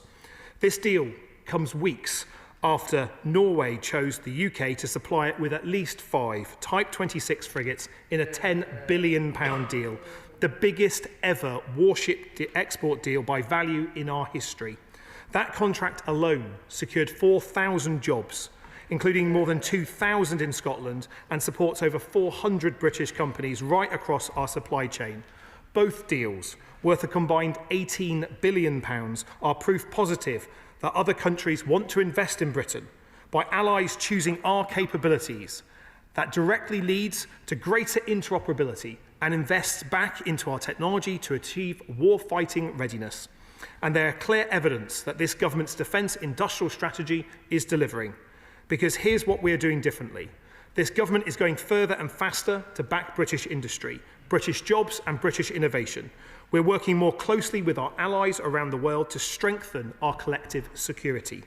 We're bringing forward the biggest sustained increase in UK defence spending since the Cold War, to make Britain secure at home and strong abroad. £5 billion extra in the defence budget this year, 2.5% of GDP by April 2027 and 3% in the next Parliament. And we're making defence an engine for economic growth for the next decade and well beyond, driving renewal and opportunity up and down the country. And as we set out in our defence industrial strategy, our armed forces are only as strong as the industry that stands behind them. We are fortunate in this country to have a world-class industry and a world-class supply chain. But we're making it even stronger by opening up defence to innovators, by overhauling our procurement system, cutting contracting time, and by increasing foreign direct investment in our defence sector by more than 8 times over the past year. Last week, before I visited BAE Systems at Warton and Salisbury, I launched a consultation on an offset policy which will ensure that every pound spent on defence will make our armed forces stronger and our British public better off. These proposal means that when the UK buys from international partners, the winning contractor would be required to create jobs, know-how and investment opportunities here in the UK, strengthening the UK economy. But, Madam Deputy Speaker, to the workers, managers and apprentices I met last week at Warton and Salisbury, but to all those as well in Bristol, Edinburgh and across the UK, let me say this. This government promised that we would have your backs, and we are delivering on that promise with this deal. Your hard work, dedication and commitment helped deliver this deal just as much as diplomacy and negotiation. Thank you. And Madam Deputy Speaker, the UK and Turkey may be positioned at opposite ends of Europe, but our partnership is helping protect the continent at a time of rising threats. And the deal we've announced this week only reinforces that partnership for the future. Work on the new Typhoon jets begins immediately. The first new British-built Typhoon for Turkey will be delivered in just 5 years' time. So the benefits will be felt immediately too. More jobs for working people, more investment in the supply chain, more confidence in the UK economy, defence as an engine for growth, security at home, strength abroad, and that is what this government is delivering, and that's why I commend this statement to the House. Shadow Secretary of State. Thank you, Madam Deputy Speaker, and I'm grateful to the Minister for providing advance side of his statement. I strongly welcome this very important news for UK fighter production. Combat air has historically been the largest component of UK defence exports. Few nations can hope to sustain such an advanced industrial base purely on domestic sales.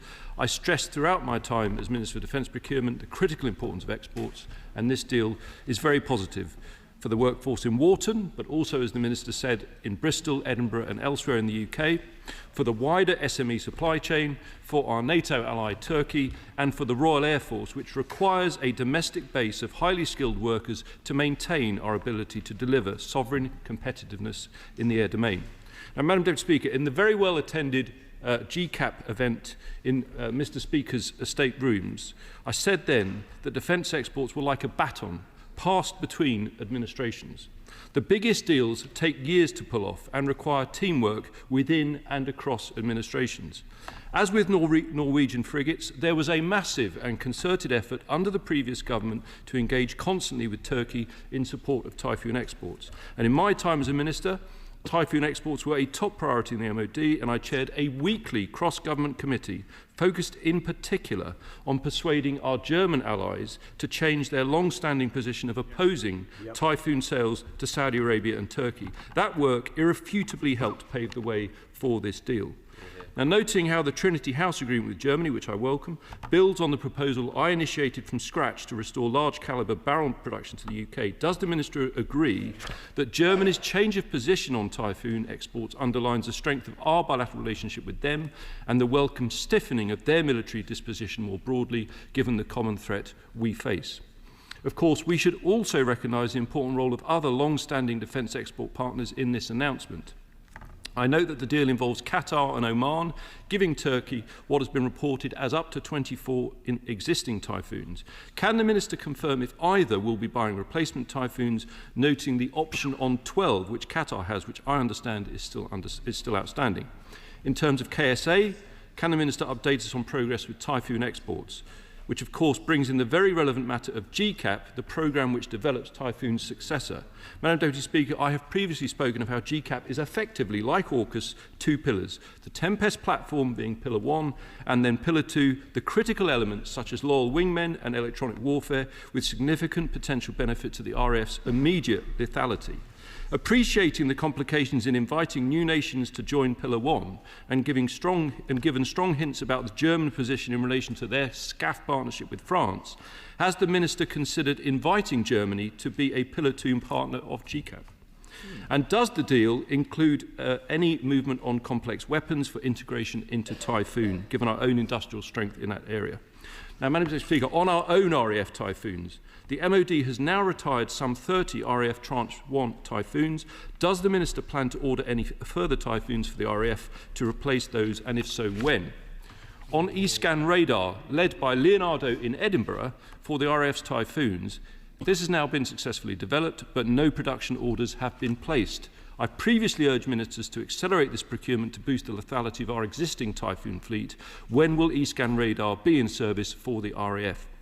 The Typhoon needs an associated electronics upgrade known as P4E to fully exploit the capabilities of E-scan radar, but I understand no contract for that has been placed yet either, so when is P4E intended to be on contract? Finally, Madam Deputy Speaker, it would be wrong of me not to welcome the Minister to his newly named position as the Minister for Defence, Readiness and Industry. Now, personally, I think it's a shame that there is no longer a Minister for Defence Procurement, but perhaps that shouldn't be a surprise given how little procurement is going on in the MOD. Because isn't the reality that for all the boast about defence spending, right now, Labour are prioritising penny pinching in the MOD and forcing a deep freeze in procurement? So specifically, can he confirm or deny reports from the Telegraph that he is demanding that the armed forces make in-year cuts this year of £2.6 billion? Minister. Well, I was nearly going to say a warm welcome for all the honourable gentleman's remarks at the end. I'm afraid that the good news has to be tempered with a little bit of partisan attack. But let me first of all welcome his welcome for this deal. It shows, I think, that when there is good cross-party work, we can achieve things well. I'm very proud that it is this government that has landed this deal.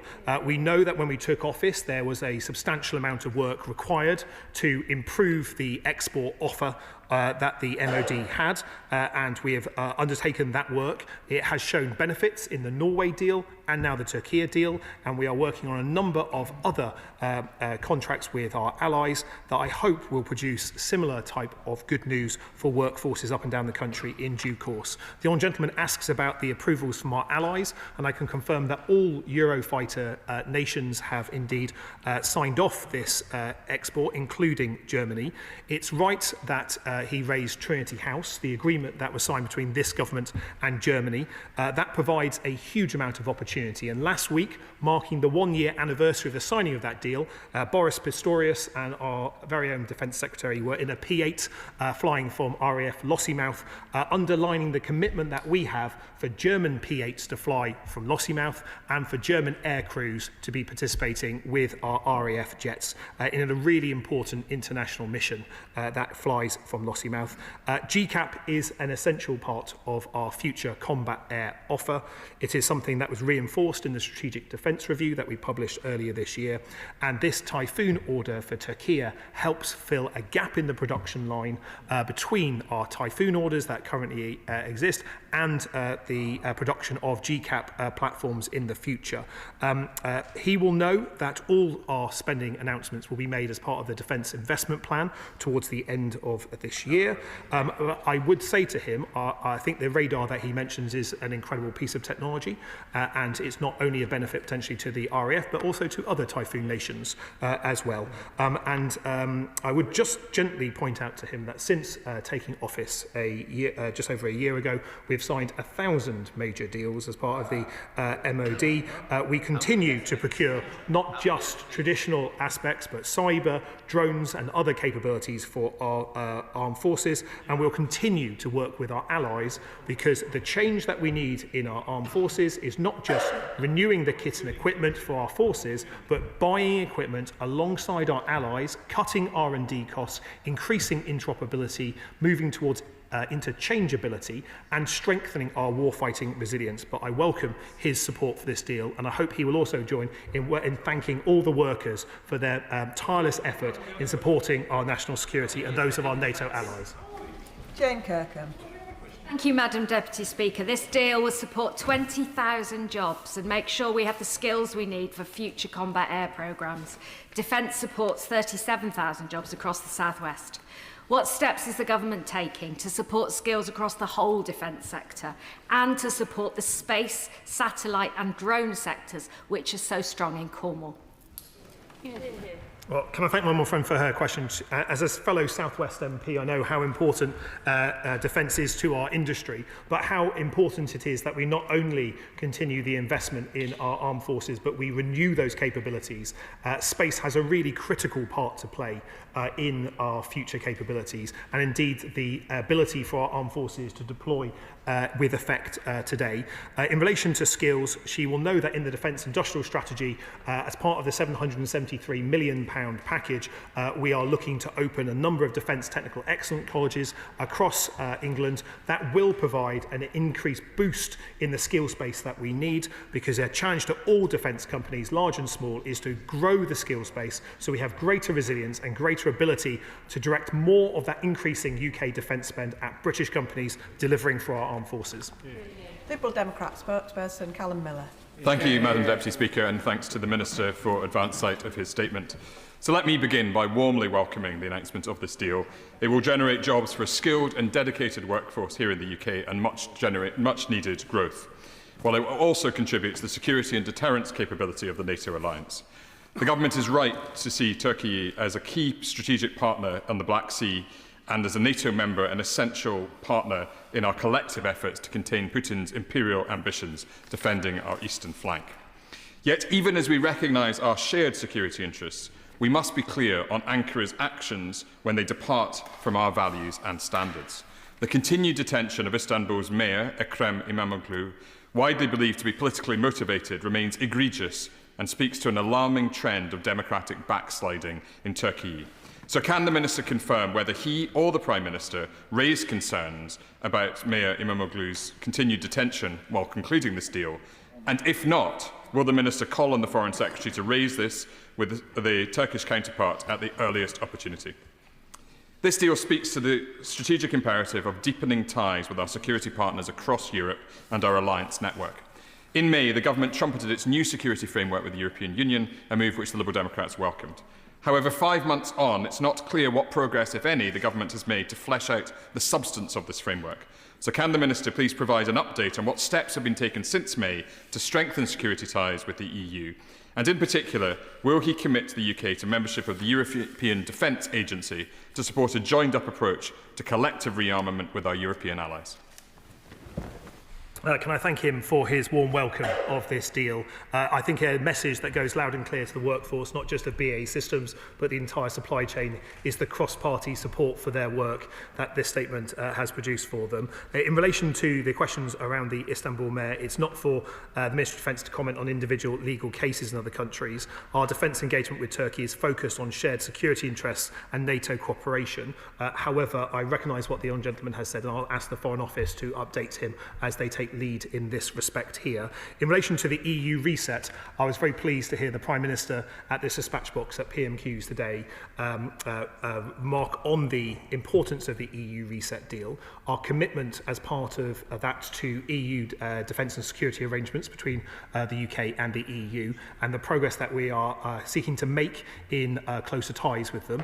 He will know that those negotiations are ongoing with our EU friends in this respect, and we hope to have updates shortly. But let me say very clearly, our EU friends are also our NATO allies as well, and there is a real common cause and common opportunity to strengthen our collective defence by working together. Foster. Thank you, Madam Deputy Speaker. I had the privilege of being at BAE Systems in Wharton yesterday with the Prime Minister, and it's fair to say that the workforce is utterly buzzing about this announcement. First new order of aircraft since 2017, as the Minister said, and the largest order since 2007. And it was hard won against the likes of the US, the Swedes, the French and other allies. But guess what? Lancashire won. 20 aircraft signed now, with an option for a further 20, worth £8 billion. Madam Deputy Speaker, generations of my constituency in South Ribble have or still do work in Samlesbury and Wharton. And this has secured thousands of jobs for at least a decade or even more. Can I please urge the Minister to still prioritise the Typhoon and get us more orders as quickly as we can? Thank you.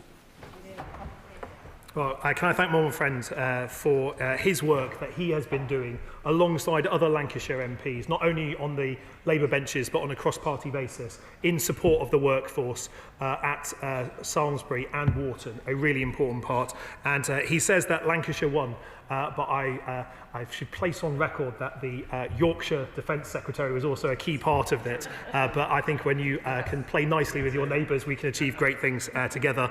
He's exactly right that the Typhoon offers an incredible platform. And as part of our efforts as a government to promote the British industry and our products around the world, we'll continue to promote the opportunities that Typhoon presents to our allies, the interoperability and the close partnerships that Typhoon nations have with the RAF in particular, but also as we move towards GCAP and the opportunities that that provides, the importance of saying that cutting-edge British innovation, especially in the combat air sector, keeps us safe and keeps our allies safe.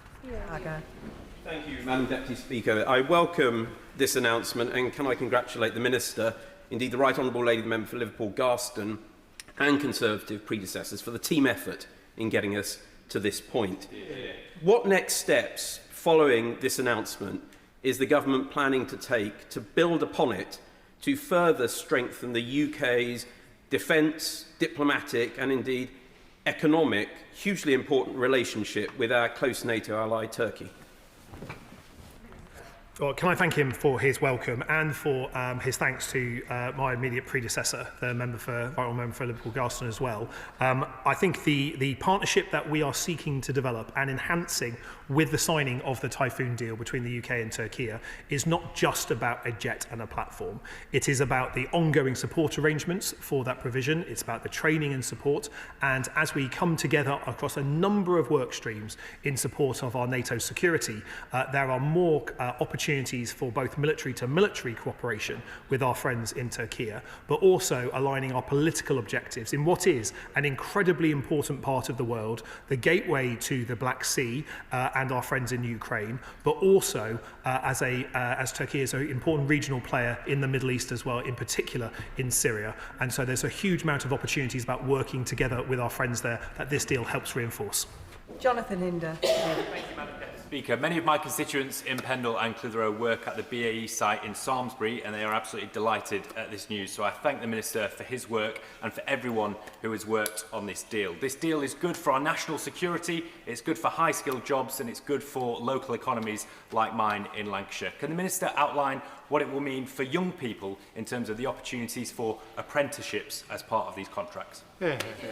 Well, can I thank him for his welcome, but also the support that he has provided to the workforce at Salisbury and indeed the wider supply chain. I was at Wharton and Salisbury last week, and to see and hear from apprentices, especially at the BAE Systems Skills Centre that they have there, about the opportunities that an apprenticeship has opened for them. Not just importantly, those leaving directly from school and taking up an apprenticeship, but I was really struck by one gentleman who had left the parachute regiment and was pursuing skills with BAE Systems at Salisbury, helping him use his skills that he learnt in the armed forces and putting them to good use in support of our national security. That's why we want to expand the number of apprenticeship opportunities within defence, expanding the skills base, because there's good opportunities for more of our young people, and perhaps those people who are still young at heart, in defence, to make sure that we're enhancing our national security. That's at the heart of the defence industrial strategy.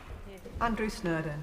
Thank you very much, Madam Deputy Speaker. And ever since I've been elected, pushing for securing Typhoon orders at the Warden site has been absolutely critical part of my work, given not only the impact it would have on jobs across Fylde and Lancashire, but also in our sovereign capability to build our own military aircraft. So I massively welcome this announcement and the work that has gone on both the government benches and on the opposition benches from former ministers. And I was very touched that the minister did actually invite me to join him on his visit to BAE Systems last week.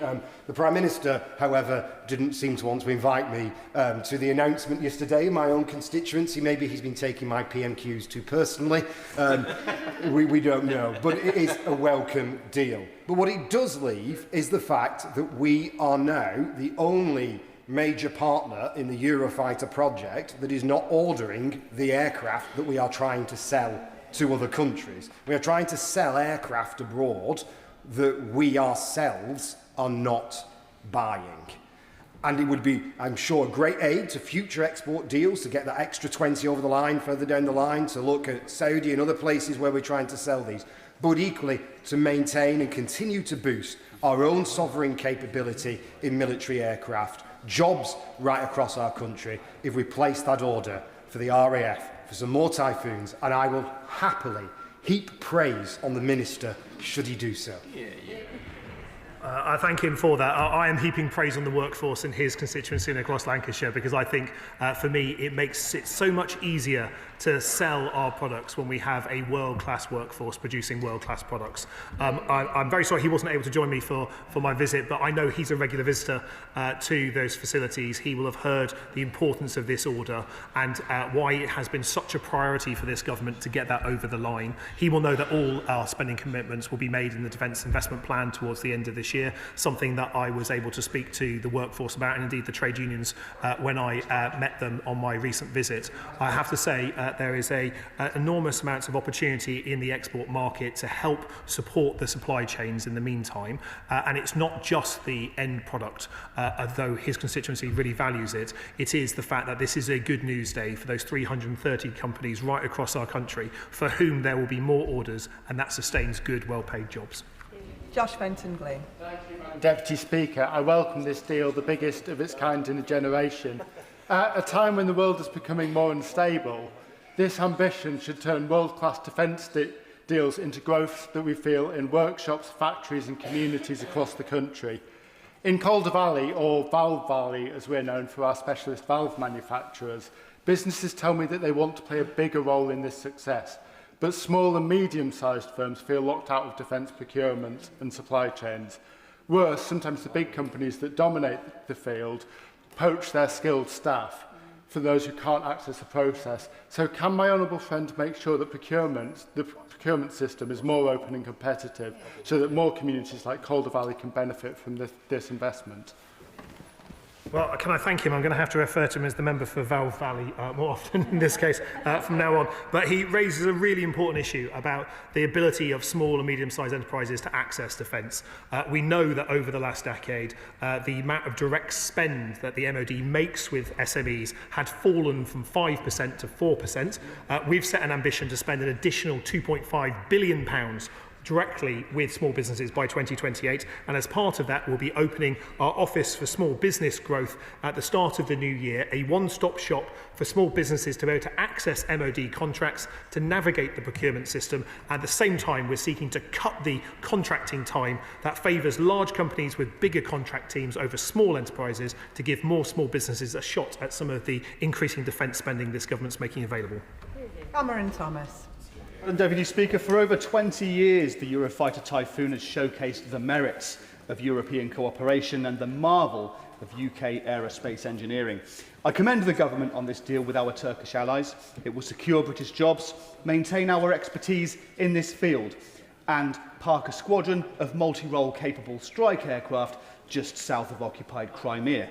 I should register my disappointment that the government's press release neglected to credit the contribution of so many of my constituents whom, working within GE Aerospace in Bishop's Cleeve, have supported this programme from its conception. Will the Minister take this opportunity to recognise them now? Can I thank him for his championing of his workforce? One of the things I think that stands this House in contrast to some other places around the world is that we can, on a cross-party basis, all support our defence industry, support those people who are working hard to keep our nation safe, and that includes those that work at GE Aerospace. I'll be very happy to work with the honourable gentleman to thank not just his constituents, but all those in the supply chain who have made such a big difference to securing this deal.